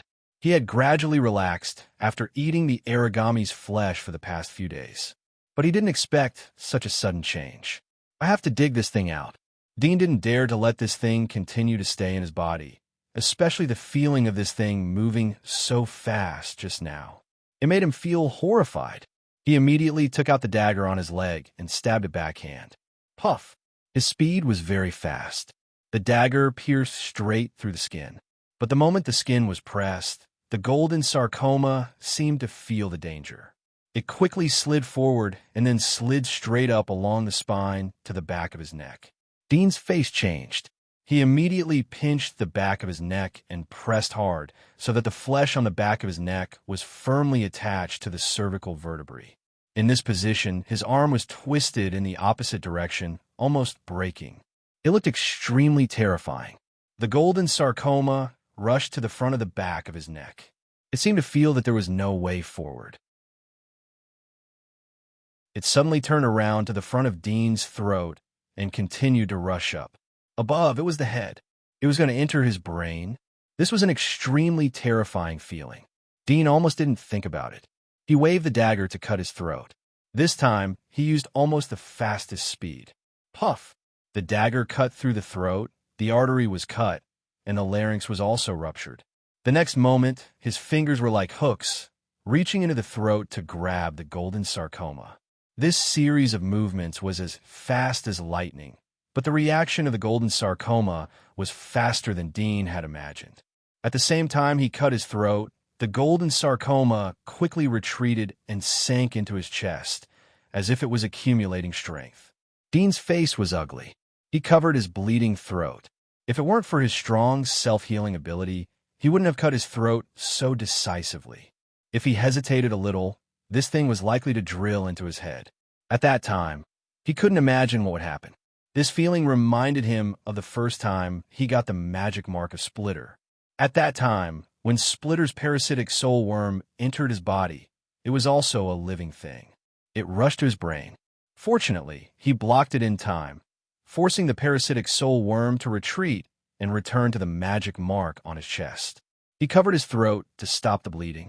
At the same time, he vigilantly looked at the golden sarcoma on his chest. His heart was full of regret. He shouldn't have eaten the flesh of the origami and put himself in such a big danger. However, it was useless to regret now. People would always regret when they encountered worse things. He would rather return to the previous situation. Perhaps when a worse situation appeared, he would be glad that the current bad situation was already very good. The golden sarcoma stayed in his chest for a while. Suddenly, it moved quickly again and slid to the back of Dean's neck. Dean immediately swung the dagger and cut the back of his neck. As long as it passed by, he would be able to pull it out. The golden sarcoma seemed to be aware of this. It quickly stopped and then slowly sank. After a while, it quickly rushed to Dean's throat again. Dean put his hand on his throat and waited for the impact. The golden sarcoma stopped halfway and then continued to move to the back of his neck. Dean protected his neck with both hands. Blood gushed out and dyed his palms red. He felt weaker and weaker. There was a trace of anxiety in his heart. He slowly used his fingers to repair the wound in his throat. At the same time, he felt a sense of dizziness due to lack of oxygen in his brain. After repeated attempts, the golden sarcoma seemed to know that it was too risky to rush to Dean's head. After it sank again, it did not stop. This time, it directly rushed to the magic mark on Dean's chest. The next moment, Dean felt that the magic mark on his chest seemed to be revived. It gently wriggled and confronted the golden sarcoma. Dean was shocked to see this scene, and his mind was almost blank. In his impression, the parasitic soul worm had died long ago and became a magic mark. But at this moment, it came back to life. However, although it was alive, Dean found that it did not return to the appearance of a parasitic soul worm. Instead, it turned into a pool of dark slime, like a worm, but also like a pool of conscious slime. It confronted the golden sarcoma, neither giving way to the other.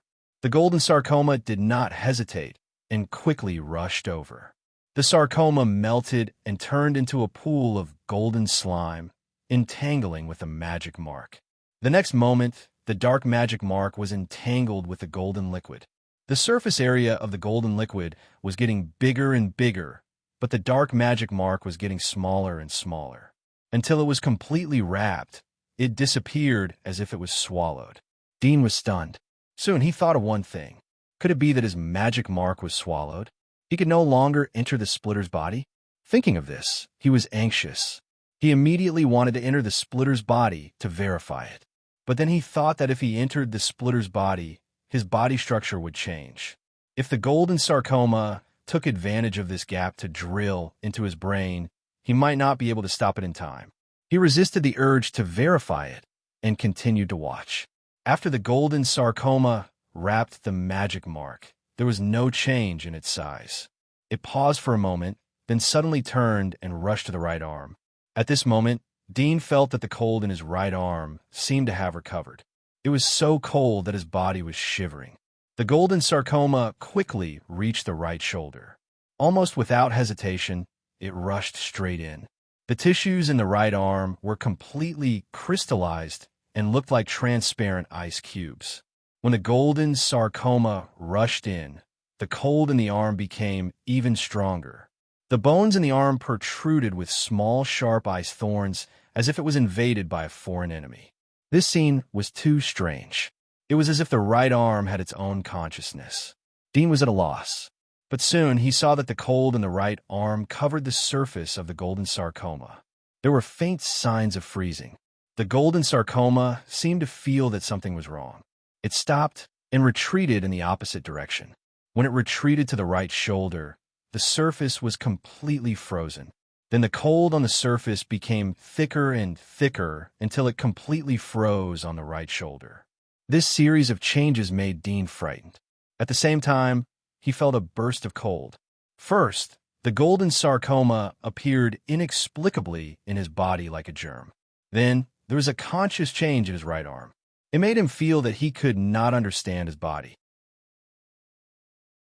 However, the changes in his right arm could also be a stimulated reaction, just like how water would boil when heated.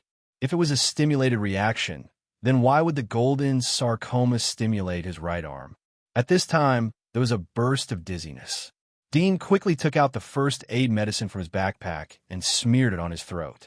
After a while, the cut throat and the crushed larynx gradually showed signs of healing. The first aid medicine he brought was the top medicine in the giant wall. It was not an exaggeration to say that it was a miracle medicine. While his throat was healing, Dean stared at the frozen golden sarcoma on his right arm and fell in a deep thought. The cold in his right arm was caused by the excessive consumption of the cold crystal in the brain of the undead. The golden sarcoma should have appeared after eating the flesh of the origami. The cold would be stimulated by the golden sarcoma. There should be some connection between the two. After a long time, Dean suddenly woke up. He thought of his magic mark that was swallowed by the splitter. He glanced at his chest. The magic mark had disappeared. There was only a faint black mark. He quickly grabbed the sword and entered the demonic body according to the previous method.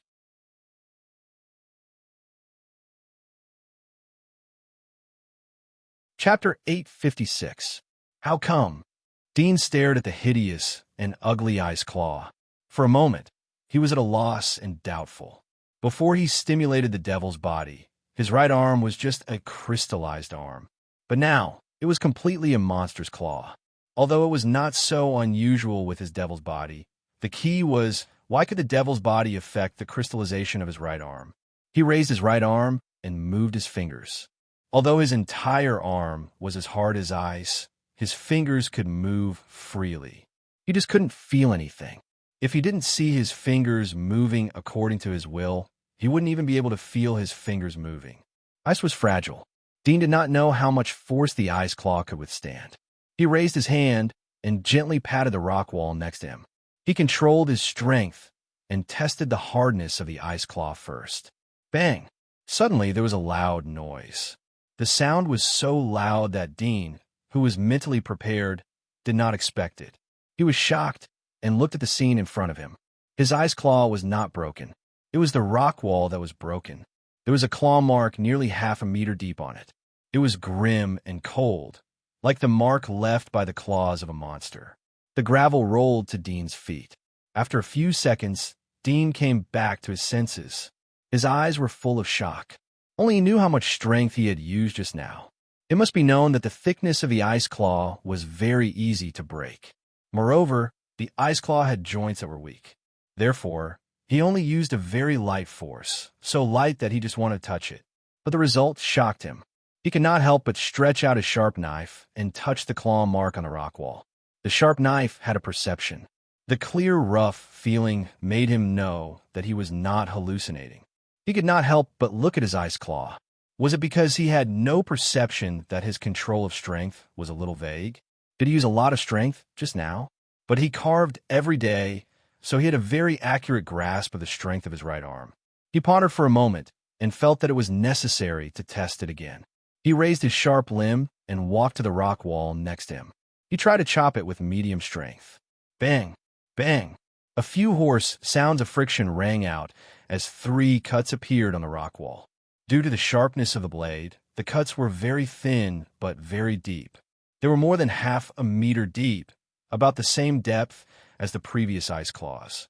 However, the area of damage was very different. In addition to the claw marks, the ice claws had also sunk the rock wall, while the sharp limb only left 3 deep and thin cuts on the rock wall. Dean lifted the ice claws again and went to the other side of the rock wall. "What are you doing?" Amelia stuck out half of her head from the corner. She looked at Dean's demonized body. She wasn't afraid, but curiously asked. Dean glanced at her. "It's none of your business. Go back." Amelie frowned slightly and glanced at him. She didn't say anything and retreated. Dean retracted his gaze. This time, he intended to use a medium strength. Bang! Suddenly, there was a loud explosion.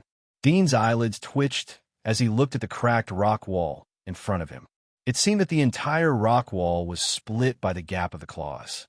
The entire protruding rock wall had caved in as if a super heavy truck had hit it. Dean quickly reacted and looked at his right hand. He was relieved to see that the ice claws weren't broken. He looked up and carefully observed the collapsed rock wall. His eyes slowly revealed a shocked look. His control of strength was correct. In his mind, his right hand and the sharp blade had the same strength, but the damage caused was more than 10 times more. This could only mean that his right arm was too developed. It was stronger than any other part of his body. He didn't continue trying. His gaze returned to his right arm and penetrated into it. His expression immediately changed. He saw that the frozen bones and tissues around the golden sarcoma on his right shoulder had a hint of gold, as if they had been dyed. Is it going to merge with my right arm? Or is it not completely frozen? Is it going to disperse its volume and gradually transfer? Dean's face turned ugly. He didn't feel happy about the strange power brought by his right arm. He thought for a moment and finally made up his mind to cut out the frozen golden sarcoma on his right shoulder. Although he guessed that the terrifying power of his right arm was probably related to the golden sarcoma, he didn't dare to be greedy for the power he got from the golden sarcoma. He still vividly remembered the scene of the golden sarcoma rushing to his brain. Fortunately, The golden sarcoma was frozen by the cold air in his right arm. Otherwise, he didn't dare to imagine how long he could hold on. Perhaps at this moment, the golden sarcoma had already drilled into his brain. He took a deep breath and raised a sharp blade. He gathered a little strength and suddenly stabbed the golden sarcoma on his right shoulder. Clang! Bang! Two sounds were heard almost at the same time. The first sound was caused by the sharp blade stabbing the frozen right shoulder. The second sound was caused by the blade sliding from the right shoulder and stabbing the ground under his feet. Dean's face changed. He looked at his intact right shoulder in a daze. The indestructible splitting blade was actually unable to cut open his right shoulder. What kind of hardness was this? After a few seconds, Dean sobered up. There was a trace of panic in his heart. He lifted the four most powerful sharp blade limbs on his back, raised them high, aimed at his right shoulder, and fiercely stabbed. Bang! Dean's body fell to the ground, creating a pit in the ground. A cold feeling came from the front of the sharp blade limbs. Dean looked at his right shoulder, and his heart sank. Just like what he felt from the sharp blade, it didn't pierce his right shoulder. Instead, the huge force knocked him down. His heart was piercing cold. Could it be that he could only let the golden sarcoma stay in his right arm? But now it showed signs of melting and spreading. If it moved out of his right arm and returned to his body, wouldn't his nightmare come? He couldn't accept such a thing. He gritted his teeth and stood up. He waved all the sharp blades and stabbed his right shoulder again. Bang, bang, bang. He tried 7 or 8 times in a row and fell down 7 or 8 times. Looking at his intact right shoulder with only a few shallow scratches, Dean's face was ashen. He slowly stood up, thinking in his heart, did he have to completely abandon his right arm? However, he would be left with only one arm. Although his splitter devil body had other blade-like limbs to assist him, and losing an arm wouldn't affect him much, it would still cause irreparable damage. If he were to encounter other sovereigns, he could very well lose to them if he lost an arm. He hesitated in his heart. He was reluctant, but he didn't want to let the strange golden sarcoma stay in his body. He silently leaned against the rock wall, his thoughts in chaos. A long time. He made a decision in the end. Judging from the changes in his right shoulder, the golden sarcoma shouldn't be able to come out in a short time. After he left the Earth Dragon Cave, he would most likely face a hard fight. At this time, cutting off his right arm was undoubtedly a very unfavorable thing. At least he had to get through this hurdle. He decided to do an operation on himself, an isolation operation. However, with the conditions in the cave, it was obviously impossible to complete this operation. He had to rely on the items in this village. If the alien spaceship had relatively high-technology medical equipment, and he happened to know how to use it, it could help him complete the internal isolation operation. After making the decision, he sat on the ground as if a heavy burden had been lifted off his shoulders. He felt cold sweat all over his body, but there was a trace of disappointment in his heart. In the pursuit of survival and strength, he had turned himself into this neither human nor ghost. He didn't know what his fate would be in the future, or would there be a future. This kind of thinking was a bit negative and made him depressed. He turned his head to look at Aisha, who was sitting quietly next to him. Her beautiful cheeks were like a snow lotus blooming in this dark and cold cave, illuminating his eyes. Fortunately, no matter how bad it is, I have you by my side.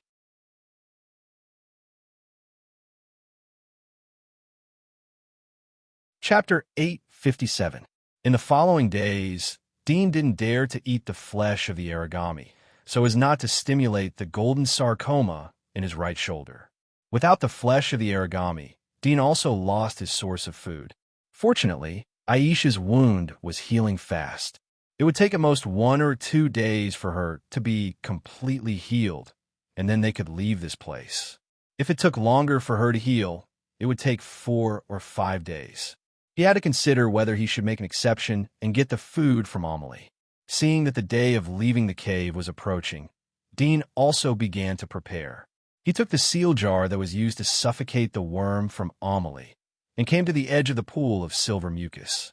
When he was 2 meters away from it, the mucus slightly squirmed, as if it sensed the smell of life. From the edge, a finger-thick silver mucus protruded and stretched towards Dean's feet. Dean's eyes were dignified. The difference between the crystal worm and the other worms was not only in physique, but also in ability and vitality. Even the black giant worm of the pioneer level would die when its body was cut from the middle. However, the crystal worm maintained a terrifying vitality even in the state of melting into mucus. It seemed that as long as it got fresh flesh and nourishment, it could recover again. Moreover, these days, Dean thought about a problem that he had neglected. The remains of the origami were well preserved. So what did these worms eat in this bare stone cave? This pool of mucus had been here for several days, and it hadn't eaten anything. Could it be that it could maintain a long feeding time without moving? Dean opened the seal jar and put it on the ground in front of his feet. Then he picked up the sword and stabbed it into the silver mucus. It felt like stabbing into a piece of unobstructed water, and the tip of the sword directly pierced into the soil. Dean moved quickly, but found that the characteristics of the mucus were very similar to water. No matter how he cut it, in the blink of an eye, it would stick together again, and it could still squirm. No matter how sharp the sword was, it couldn't cut soft water. Dean saw that he couldn't hurt it, so he simply changed the method and moved it into the jar. Fortunately, the mucus was soft like water, so it was easy for Dean to move it. Although the process was a bit cumbersome, and he didn't have a spoon or other suitable tools, but relying on the wider sword, Dean smoothly moved the mucus around the jar. He split a pit next to the jar and moved the mucus into it. The mouth of the jar was just level with the ground, and then he moved the mucus into the jar. During this process, silver tentacles stretched out from the mucus from time to time and tried to grab Dean, but they were blocked by Dean's sword and sank back into the mucus. Half an hour later, the pool of silver mucus was all put into the jar. When the last bit was put into the jar, Dean did not wait for it to climb out again. He quickly covered the jar and crushed it. Dean clearly felt the vibration inside the jar after the jar was crushed. The jar gently shook, but the strength was not strong. The impact lasted for a while and then stopped. Dean pulled out the jar and put it aside. He didn't open it to check. He didn't care whether it was dead or alive. If the conditions were good, he would like to use it to study. But in his current situation, it was good enough to take this thing away from here. Although the crystal worm was big, but there wasn't much mucus after it melted. It was as if it was concentrated, and only the size of a basketball could fit it. It saved a lot of space for Dean. After storing the crystal worm slime, Dean looked at the origami that was embedded in the rock wall. He felt that there was something strange about it, but he couldn't tell what it was. However, the most important thing to consider right now was how to take this thing away. The origami was nearly 10 meters tall, so it was naturally not feasible to carry it away. Moreover, the smell of the origami could attract terrible things from the abyss. So it must be packed in a sealed bag or box, just like the pieces of Sylvia's meat that he carried with him. He stood in front of the origami and looked at her from both sides. He estimated the thickness of the origami's body. He silently calculated in his mind. His backpack was 3 meters high, 2 meters thick, and 2 meters wide. It was one of the largest backpacks that he used for hunting outside the giant wall. If you were to put the origami into the backpack, it would naturally not be able to fit. However, he was considering whether he could cut her into pieces, process her into neat pieces of meat, and then stack them in the backpack. However, looking at the thickness of the origami's body, especially the size of the lower body, it was a bit difficult for him to fit the origami with the capacity of his backpack. After thinking about it again and again, he decided to keep the complete body of the origami for the time being. He didn't want to destroy it. It was a big headache for him to leave this place. 2 days passed in the blink of an eye. Aisha's injury had finally recovered completely. Dean didn't cut the entire origami. He only cut off a part of the origami that was similar to a spider's leg and put in the backpack. Then he took Amelie and Aisha to explore the outside of the cave. After leaving the depths of the cave, Dean returned to the passage. He suddenly found something strange. The huge origami's body that he had cut off was only fragmented pieces. The whole passage seemed very empty. When he rushed out of the passage, the origami's body was piled up to half a meter high. It was almost impossible to step on it. Dean frowned as he looked at Amelie. What happened? Amelie blinked her eyes and said innocently, "How would I know?" "You ate it." Dean squinted his eyes. He noticed that Amelie's physique had reached the level of a pioneer. Such a speed of improvement was like riding a rocket. He suspected that if he let her eat more, she could directly become an abyss walker in this cave. Amelie rolled her eyes and said, "Even if I were a pig, I wouldn't be able to eat so much. When I came to get it, I found that a lot of origami had disappeared. Every time I came to get it, I saw that a lot of them had disappeared. I guess they had crawled out of the passage to hide." Dean slightly frowned and glanced at the depths of the passage. Indeed, he hadn't seen Amelie leave the cave many times in the past few days. Even if she ate day and night, she couldn't eat so many origami. Moreover, although she had adapted to the origami, she wasn't very willing to eat it. Her appetite was limited. He stepped into the passage and slowly moved forward. He found that the number of origami was getting less and less. When he reached the passage that he had used to block the passage with coal, he found that the ordinary origami that he had killed had disappeared. The ground was very empty. There were only some origami that were as thick as a finger in the cracks of the rock wall. They were crawling weakly inside. Dean slightly raised his eyebrows. This situation was a bit strange. Did other villagers come in? But there was no smell of others here. He pondered for a moment and continued to move forward along the passage. After walking for a while, he suddenly saw a large dent on the ground. It was about half a meter wide and seemed to have been made by something circular. He squatted down and touched the dent. It was sticky. He took a sniff and realized that it was the mucus of a desolate worm.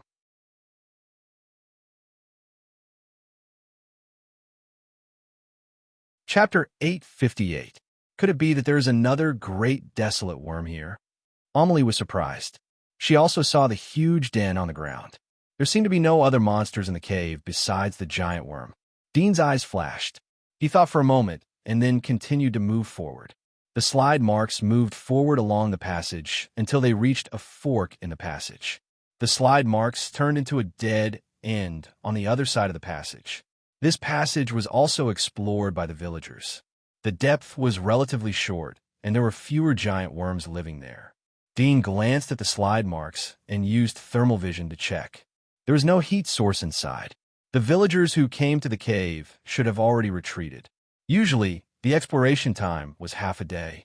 After all, the passage was only a few hundred meters deep. If it wasn't for the danger lurking around, half a day was enough for them to explore hundreds of times. "Let's not go." Amelie secretly looked at Dean. Dean took back his eyes and nodded slightly. Even if Amelie didn't say anything, he wouldn't go to track the giant worm. From his slide marks, he could predict its size. It was bigger than the crystal worm. Even if its strength wasn't at the dominator level, it was at least at the inner level. This worm was useless to him. It would be a waste of his physical strength to kill it. There was a trace of surprise in Amelia's eyes as she saw Duddy and listened to her proposal. She couldn't help but look at him. Dean walked straight along the passage. The cave entrance was not far in front of him.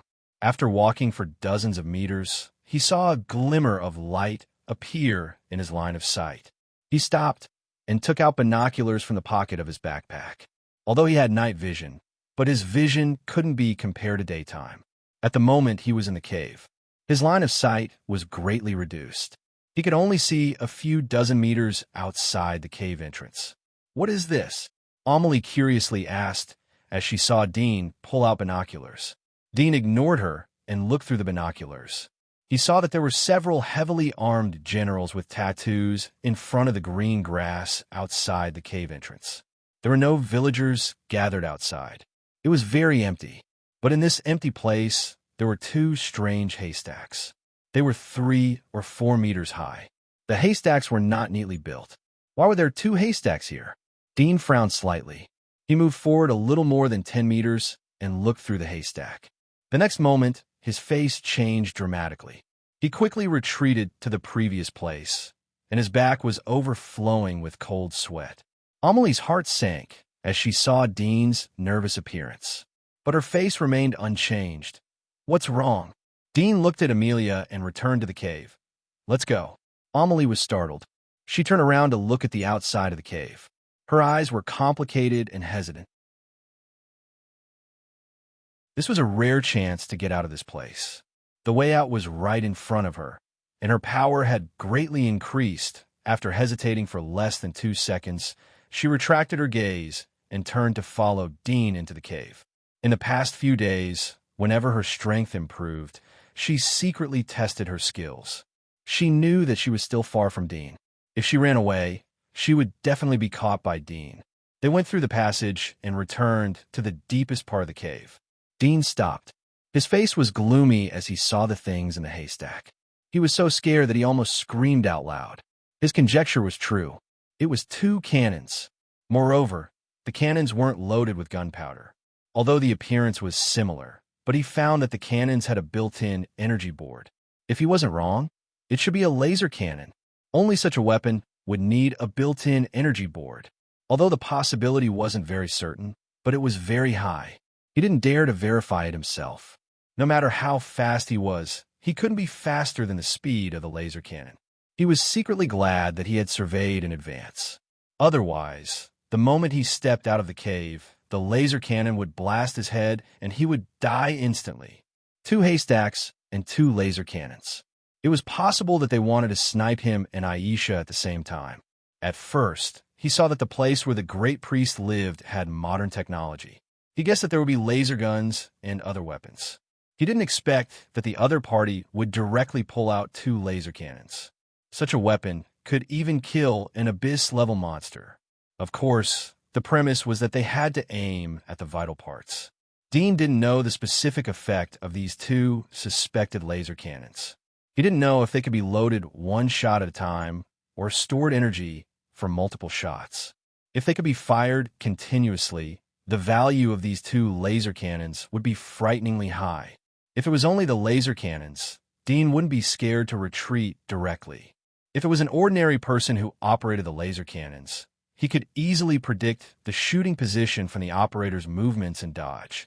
But if these 2 laser cannons were operated by the pioneer-level masters, he could only take it. Since there is such a thing, then my previous conjecture should be right.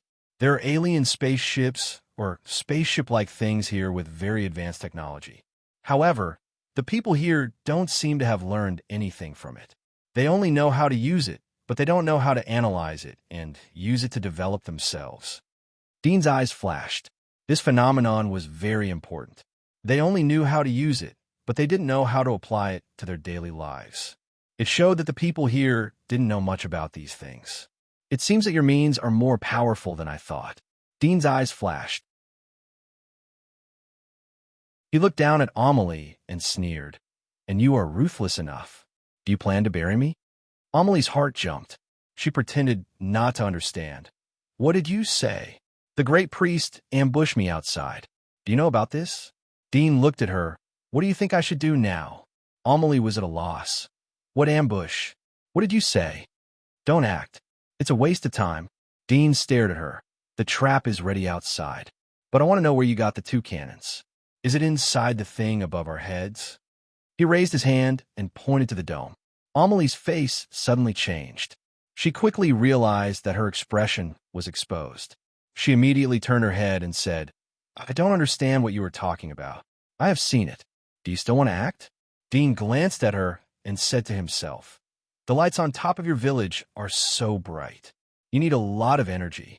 In addition to solar energy, I really can't think of where to install a power station. I want to see the place where the lights are connected.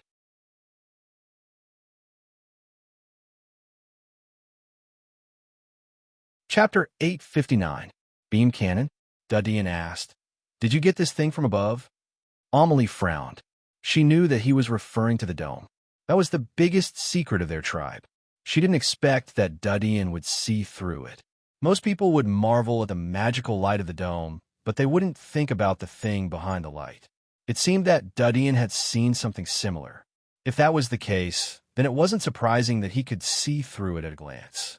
Moreover, from this point, she knew that Dean most likely had this thing in the God's Wall. This made her a little vigilant. Their biggest reliance was this thing. If there was a similar thing in the God's Wall, then they would inevitably suffer a big loss if they migrated to the God's Wall and there was a war. Her thoughts drifted away as she thought about it.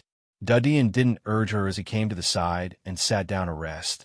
I don't know how much spirit of sacrifice you have, but you have two choices. First, you try to perish together with me. Then you die, and I'll live and take revenge on your tribe. Second, you cooperate with me. I'll give you the map to the wall after I leave this place. As for how to verify the authenticity of a map, I think you should have a way. Otherwise, you wouldn't have been so anxious to hand over the map. Amelie's heart sank as she looked at Dadian, who was sitting on the ground. These days, she had seen the scheming mind of this teenager who was only a few years older than her. She sneered, "Why should I perish together with you? Why would you survive if I die? If you didn't hold me hostage, then you'll be dead by now. Once I die, you will be buried with me." Dean seemed to be very patient. "Although you have 2 light cannons and can kill me, but it seems that the great priest only wants to ambush us. He doesn't intend to push the cannons directly into the cave.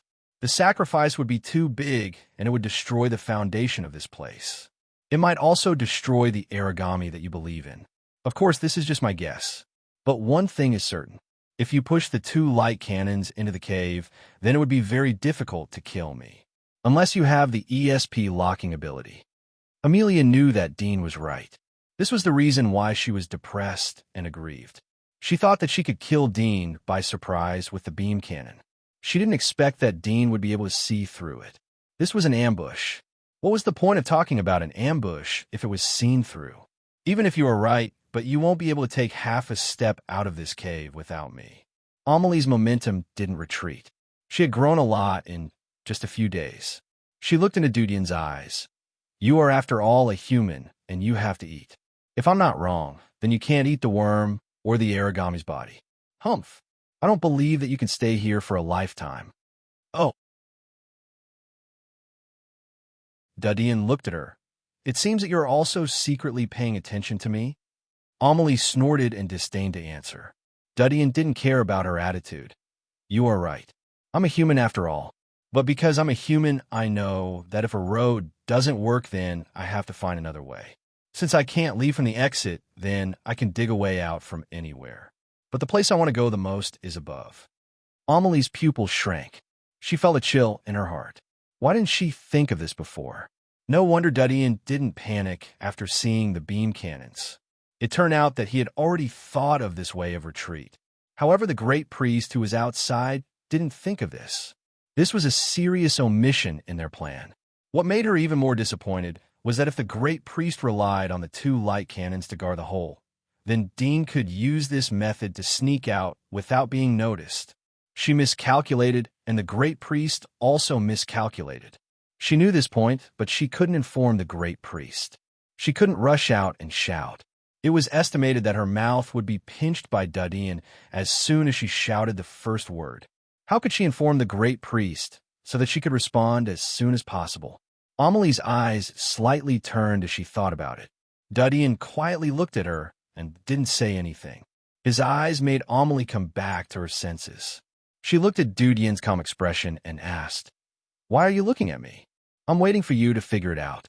"Figure out what?" "Figure out your own result." "What result?" Amelie's face sank. "Anyway, I'm already in your hands. You can kill me if you want, but don't think about insulting me." Dadian shook his head. "If you want to inform the great priest and let her ambush me, then you will die and I will live. Then I will leave this place. What's the meaning of such a result for you? What's the meaning for your people? Do you want to set up a dangerous enemy?" Amelie's eyes were gloomy. "Why are you so sure that you can escape from here?" Dadian continued to shake his head, but didn't answer. "If you are willing to cooperate with me, then you will not only get the wall map, but also one less enemy like me. This is the most cost-effective deal. Although you are young, but at least you should understand this point." "You." Amelia was angry. She didn't know how many times she had been ridiculed by Dean's poisonous tongue. She was already indifferent, but after the beam ambush failed, her mood became impetuous again. "Aren't you very capable? Why do you want me to cooperate with you?" "For the time being, I don't need your cooperation. Maybe I will need it when I go to the top. I hope you will be tactful at that time." Dudian calmly said. Amelie was angry again. She turned to look at the rock wall, but her mind was thinking about how to inform the great priest about the news. Dean glanced at her and didn't say anything. He got up and walked towards the origami who was in the deepest part of the cave. He entered the demon's body state. His body was covered with sharp blades. He waved his limbs and climbed up the rock wall. Using the sharp blades as a shovel, he cut open the rock wall. Dudian's attention fell on Amelie, who was still in front of the passage. He frowned as he saw her stay there. "Why aren't you coming over?" Amelie slowly came over when she heard the sound. Her face changed as she saw Dudian hanging upside down on the top of the rock wall like a spider. There was a trace of anxiety in her eyes. Dudian glanced at her and continued to chisel the wall. Soon he had chiseled more than 20 meters deep. He saw a piece of metal in front of him through his X-ray vision. Without any hesitation, he waved the sharp blade to cut it. With a clanging sound, the sharp blade cut on the metal, but was unable to split it open. There was only an extremely shallow white scratch. According to this kind of damage, it would probably take 1,000,000 slashes at the same place before it could be destroyed.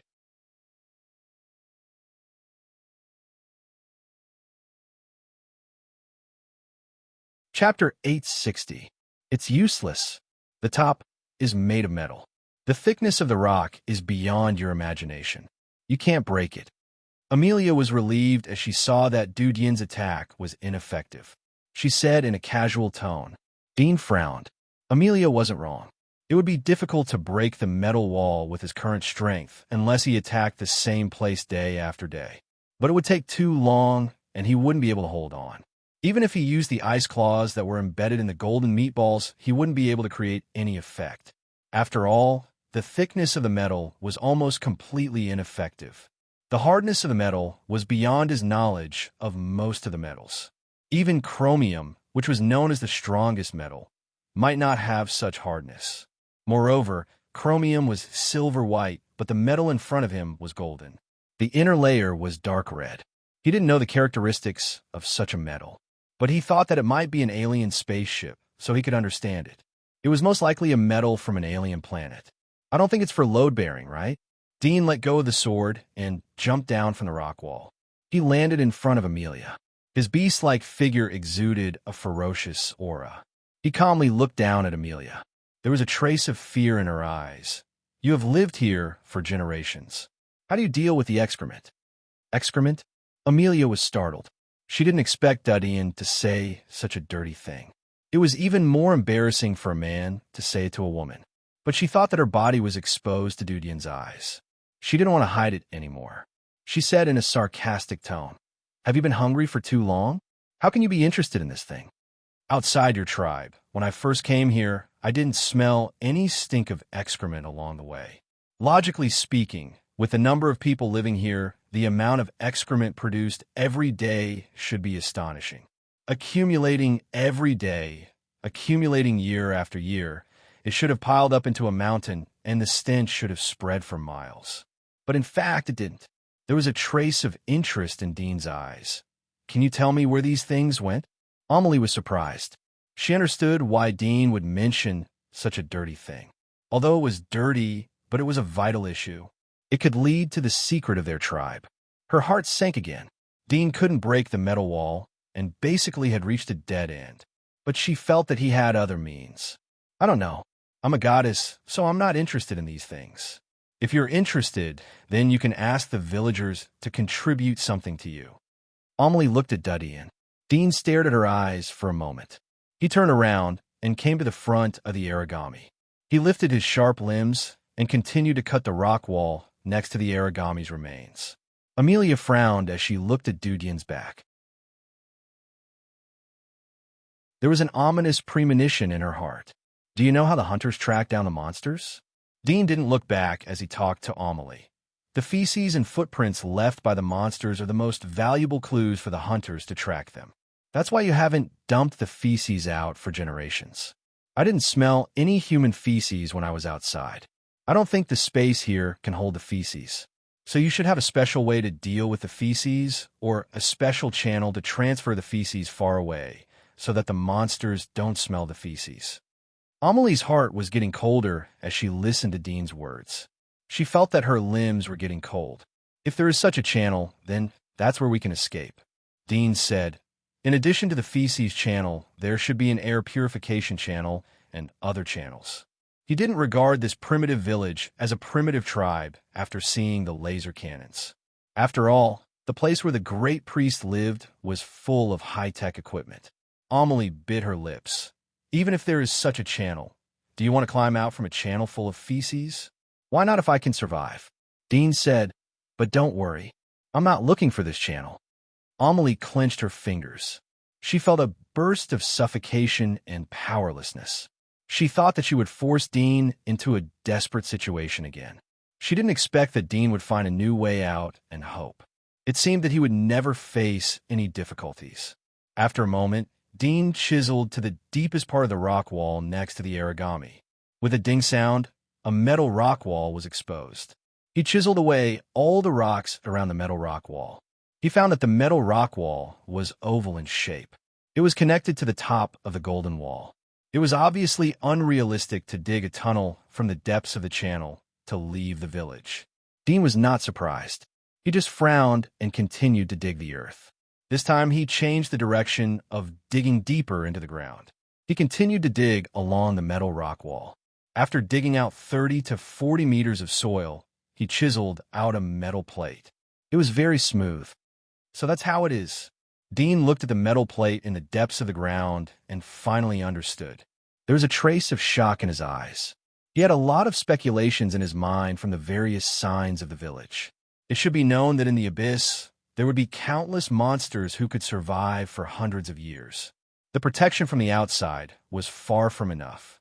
After all, there were many monsters who could drill into the ground and even inhabit the rocks. If there was no corresponding protection, these monsters would become the number one enemy that would destroy the village. This metal plate buried in the ground responded to his speculation. The entire village was contained in a metal ball, or the entire village was in the alien spaceship that he had previously guessed. The reason why he thought so was that in addition to what he saw in front of him, there was also the fact that the great priest had asked him for the map. She was going to lead the clan to migrate.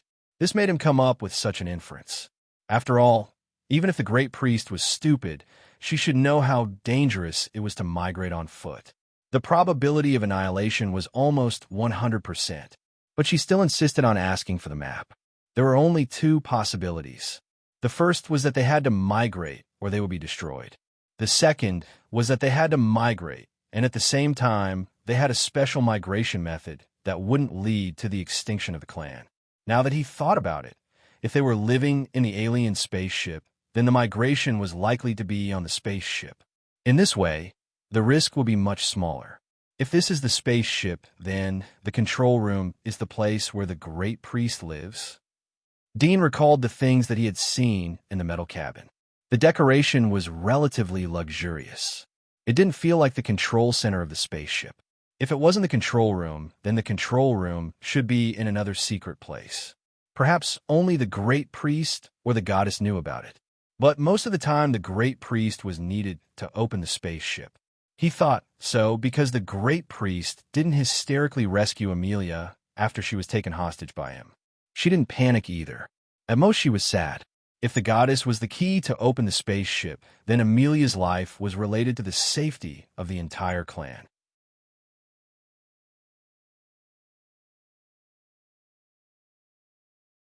Chapter 861. Dean was relieved. He thought that the great priest wasn't able to fully control the spaceship. Or the spaceship had been shot down during the cataclysm and was seriously damaged. The internal defense system and the external attack weapon system were completely ineffective. Or both problems existed at the same time. That's why Amelie's family had been living in the spaceship for generations. But they could only linger at death's door. It must be known that the most basic configuration of such a big ship would be a super wide-range search detector. It would be able to create a 3D map of the nearby area to find the way out. Although the great priest could predict the good and bad luck of the outside world. However, the range of the great priest's prediction seemed to be extremely limited. Bluefish Lake wasn't far from here.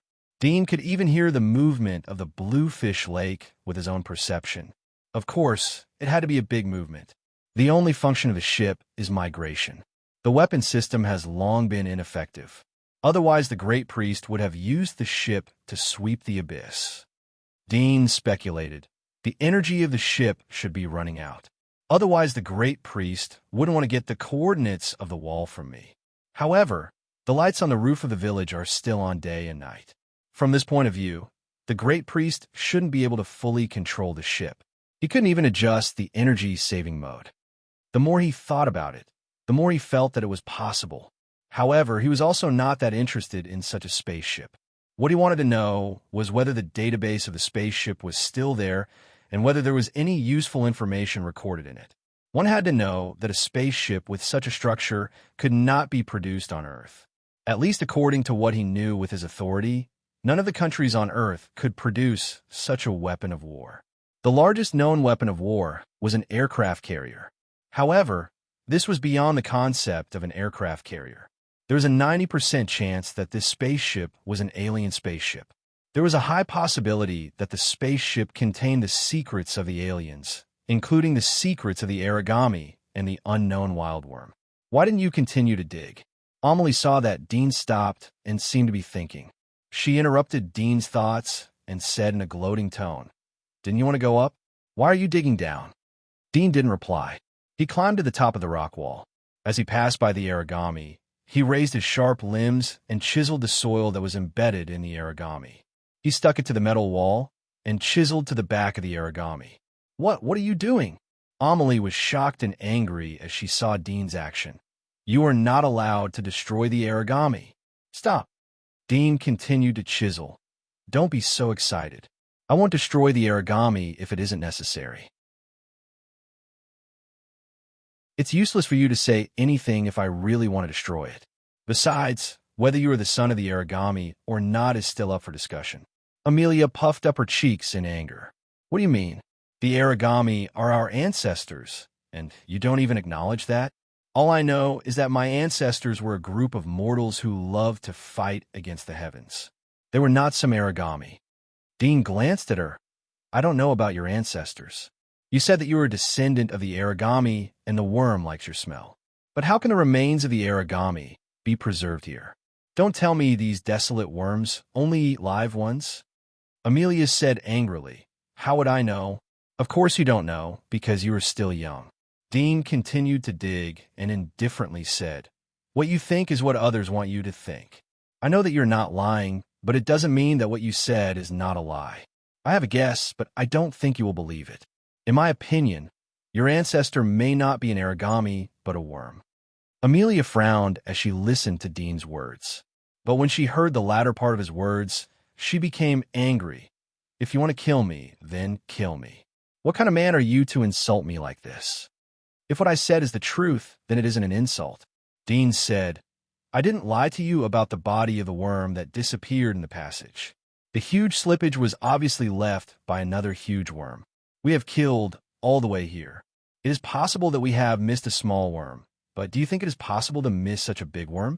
Also, I previously discovered that this desolate worm can be pieced together from different parts. I guess that the great desolate worm was pieced together from the other desolate worm fragments." Amelia was angry. "What does this have to do with me? This is the ability of the desolate worm. Desolate worms don't eat the origami, but eat the same kind.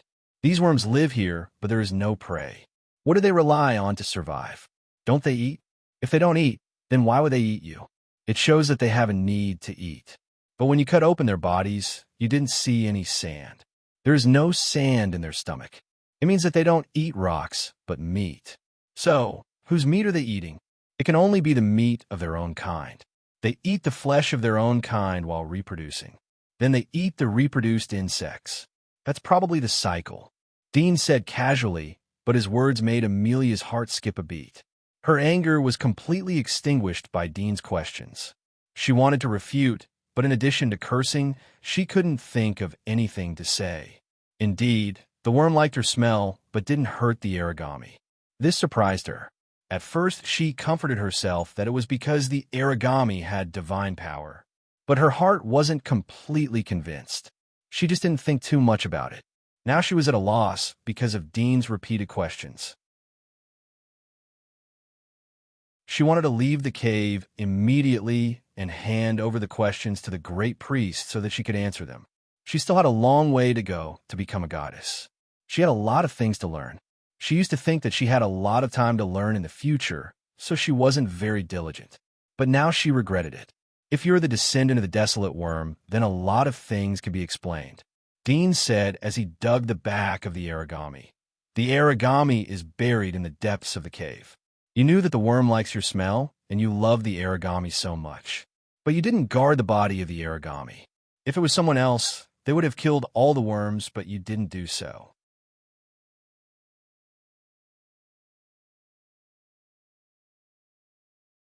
Chapter 862. Really? Don't forget that the bugs are afraid of fire. Even if they are strong, you can use this weakness to exterminate them. Even if you don't exterminate them, you have to at least move them to a different place if you want to use them to cultivate villagers. Don't you think that it's blasphemy to let them stay together with the remains of the origami? Haven't you thought about this before? Dean casually said. Amelie was speechless for a moment. Either your so-called faith is *T, and you don't take the origami as your ancestor seriously, or you're actually the descendants of the origami. The great priest, or the first goddess, and the priest knew about this, but they kept the news under wraps. Then they chose the origami who looked similar to you, especially the upper body of the origami, to be your ancestor. After all, who doesn't want their ancestor to be a perfect human being? It's like some children dislike their parents for being sloppy and ugly, or even poor. So they like to have beautiful and rich parents. As the saying goes, a son doesn't dislike his mother for being ugly. But you don't. It can only be said that your ancestors, the first goddesses and the great priests, are too ugly. They don't even deserve to be a human. Dean's expression was casual, but his words were like needles. Amelie's body trembled in anger. Shut up. Are you afraid to know the truth? Or do you think I'm wrong? Dean looked at her. Amelie bit her lips. Her face was gloomy. She suddenly said, You deliberately said that to retaliate against me for my sarcasm. A little bit. Dean took back his eyes from her and continued to busy himself with the things in his hands. So don't gloat in front of me. Amelia snorted coldly and said, What you said seems reasonable, but there are two fatal problems that you did not make clear. First, if the wild worms killed each other, they would have died long ago. How can the speed of reproduction keep up with the speed at which they eat? Second, as far as I know, different kinds of mating can't produce offspring. Our village used to use cattle and wild boars, but they didn't produce any offspring. That's the best evidence. These two questions are also because I am not 100% sure that you are the offspring of the wild worm. Dean's expression was indifferent, but I guess these worms should have a special diet. Occasionally they will eat other things, such as the villagers who came in to explore. As for the problem of reproduction, humans and beasts can't reproduce. But this worm is not an ordinary beast. It may be a parasite. If it has the ability to tamper with its own DNA or other life's DNA, then it is possible to mate with humans and give birth to offspring. If there's an instrument that can verify DNA, then the results will come out immediately. That's why I said that there's an 80% chance that your ancestors are Huang worms and not Huang gods. Amelie inwardly heaved a sigh of relief. You've said so much, but it's all your conjecture. What DNA? I don't understand. In any case, you have no evidence. You're just talking nonsense. As for evidence, I will make an instrument that can verify DNA. Then I will help you find your real ancestor. Dean said, But you can imagine if your ancestors were really those ugly bugs. Based on the situation of the bugs and the origami, they were either symbiotic or archenemies. If it was the first, then it would be fine. But if it was the second, then wouldn't you recognize the enemy as your father? Amelie said in anger, Since there is no evidence, then don't make wild guesses. But you don't have any evidence. You are the offspring of Huang God, aren't you? Amelie was angry. Dean didn't pay attention to her as he increased the speed of his blade. The stones fell down and hit the ground with rumbling sounds. Dean chiseled most of the rock wall behind the origami. He was startled when he moved to the position of the buttocks of the origami. He quickly cut out the rock wall and saw a bulging metal block. It was 5 centimeters thicker than the metal wall next to it. Through the X-ray vision, Dean found that the inside of the bulging metal block turned out to be an empty passage. The passage was half a meter high and had the same length as the metal block. Dean's eyes lit up. He didn't expect to find the passage so quickly. Moreover, the passage was behind Huang God. Was it unintentional or intentional? If it was intentional, then the person who placed the Huang God here wanted to use the remains of Huang God to block the passage. Then, what was the other side of the passageway? Dean turned to Amelia. Did the first goddess put the body of the origami in here? Of course, it was buried here after the goddess and the high priest worshipped it together, Amelia said gloomily. She didn't want to answer any of Dean's questions, but she was afraid that Dean would be petty and say something to retaliate against her. She couldn't beat Dean in a fight, so she couldn't withstand such vicious verbal attacks. Dean's eyes flashed as he thought of something. He cut the soil behind the lower body of the origami and then pushed the body of the origami to the side. The body of the origami fell to the ground. Amelie was scared as she saw Dean being so rude. She rushed forward and shouted, "What are you doing?" Dean ignored her shouts. His eyes fell on the raised metal plate. He waved a sharp knife and suddenly hit it. Bang! The sharp knife cut the metal plate, but it still only caused a shallow mark. However, the metal plate seemed to loosen a little, and the surrounding soil also fell. Dean released the demonic form and raised his hand to press the metal board. He pushed the metal board. The metal board was pushed down until it was level with the surrounding metal wall. It looked very smooth. The next moment, the wall above the metal board cracked and revealed a metal passage. It was dark inside, but Dean could see that it was a square passage. It was 1 meter high and 10 meters deep. His X-ray couldn't penetrate the metal inside, so he had to drill in to know where it led. Dean turned back to the ground and said to Amelie, "That's the exit. Let's go in." Amelia was surprised when she heard Dudian's words. She knew that Dudian was using her as a pathfinder. She was dissatisfied, but she knew that resistance was useless. Moreover, she was curious as to where the passage would lead to. Could it be the temple that the great priest had been talking about? The entrance of the passage was only 4 or 5 meters above the ground. Amelie jumped and grabbed the entrance. Dean held Aisha's hand and followed her. Amelia didn't immediately escape after entering the passage, although it was a great opportunity, but she wasn't familiar with the passage. She was worried that Dean would catch up with her if she got lost. Secondly, she thought that she could use some of the traps in the temple to kill Dean if the passage led to the temple.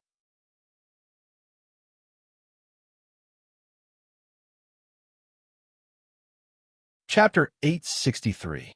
Dean looked up and saw a passage entrance more than 10 meters above them. He urged Amelie, "Let's go up." Amelia hesitated for a moment, but still grabbed the handrail and climbed up quickly. When she reached the entrance of the passage, she saw that the passage was 3 meters high and extremely wide. On the other side was a dimly lit room. She was puzzled and slowly walked forward. Dean and Aisha followed her. The room was lit up as Amelia reached the exit of the passage. The room was illuminated as if it was daytime. It was a very simple room. The whole structure was made of bright silver metal. The floor and walls were silver white. There was nothing in the room. It was more like an aisle than a room. The light from the ceiling shined on the floor. Dean, Aisha, and Amelia's figures were reflected on the smooth silver walls. Amelie was startled by the sudden light. She saw her naked figure on the opposite wall. She covered her chest and squatted down. She looked at Dean angrily. "Don't you have a towel or something? Can't you let me use it?" Dean didn't pay attention to her as he used his X-ray vision to scan the surroundings. The material here was the same as the outside. He couldn't penetrate it, so he couldn't directly know the environment here. He could only rely on himself to explore step by step. He looked at Amelie. "I've seen everything. I'm not interested in you. Don't dawdle and continue to lead the way." "You." Amelia was ashamed and angry at the same time. She covered her chest and continued to walk in front of Dudian. Dean followed behind her.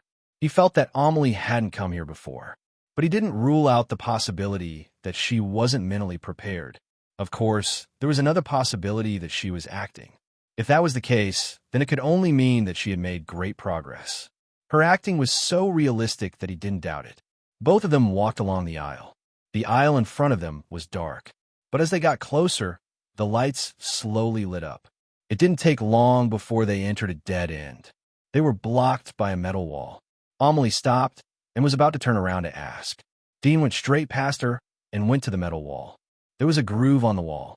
It should be a sealed door. There was a glass-like instrument next to the door. Dean looked at Amelie.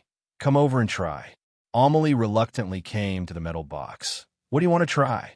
This should be the mechanism to open the door. Try to open it, Dean said. Amelie frowned. Although she didn't believe it, she still looked at the metal box. She looked at the bead that could reflect her face. At this moment, the bead seemed to have sensed something.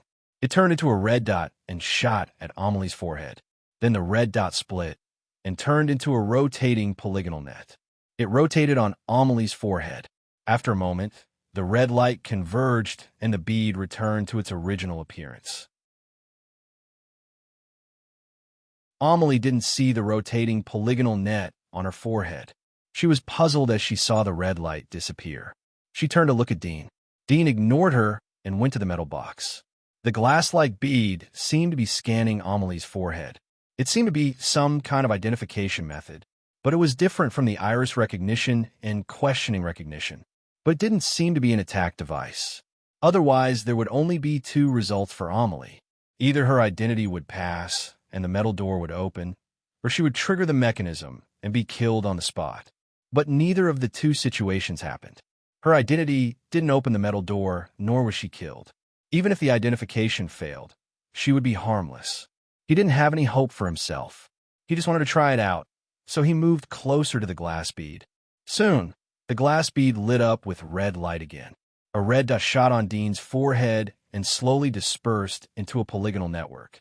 The rotating area became larger and larger, and then gradually moved from Dean's forehead to his cheek, neck, right shoulder, and finally stopped. Ka! There was a soft sound. The metal wall in front of him split from the middle and retracted into the metal grooves on both sides. Amelie was shocked as she witnessed the scene. She didn't expect such a magical thing to happen. Dudian was aware of the movement of the red, reticulated polygon. His heart skipped a beat when it moved to his right shoulder. At this time, the metal door suddenly opened.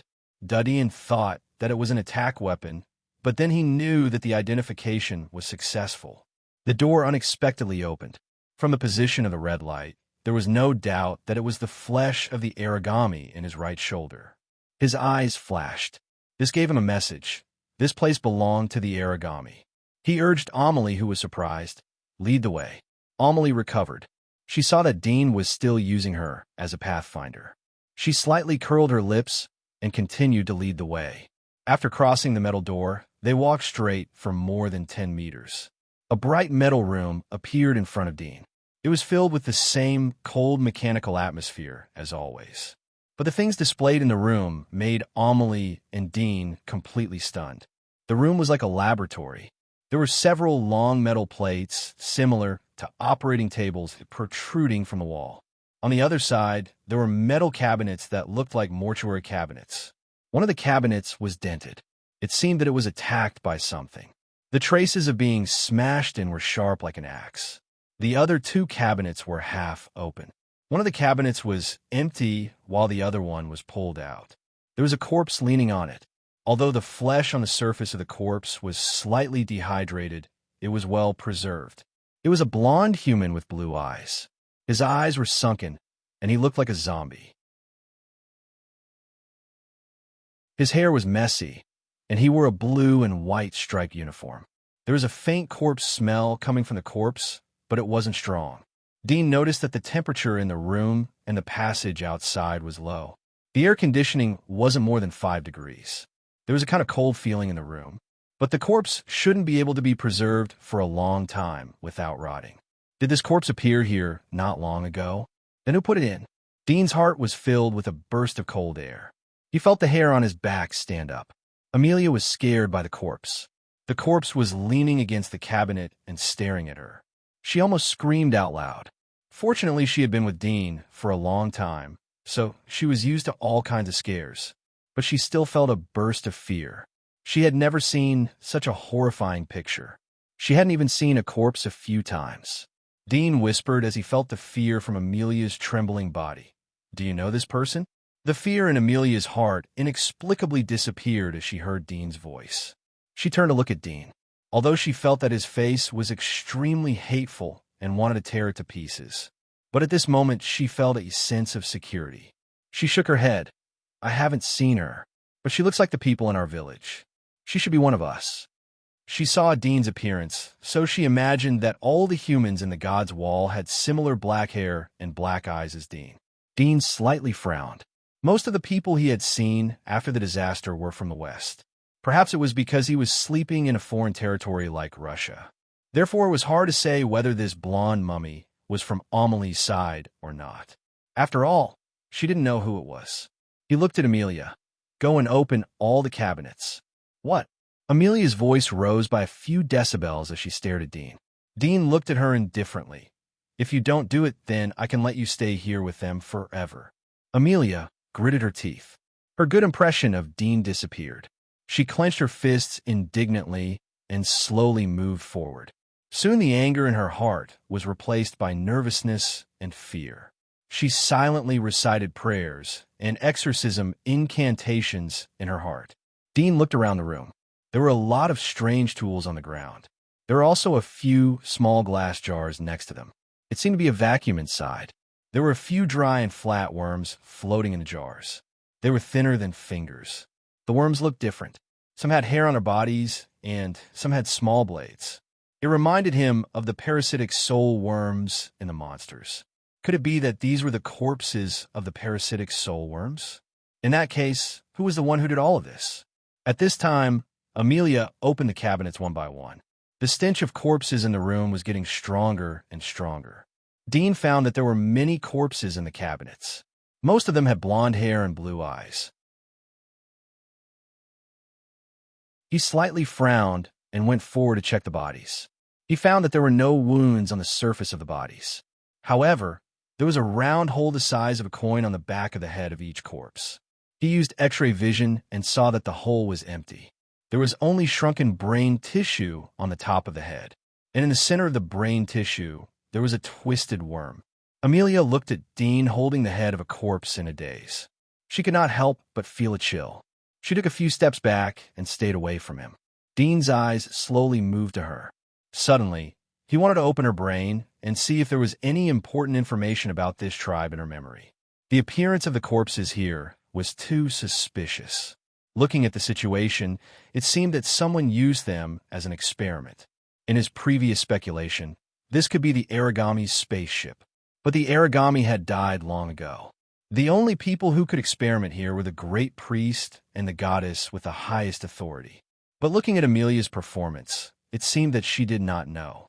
He did not know whether she was too young and had not come into contact with these things, or, as a goddess, she was not qualified to come into contact with these things.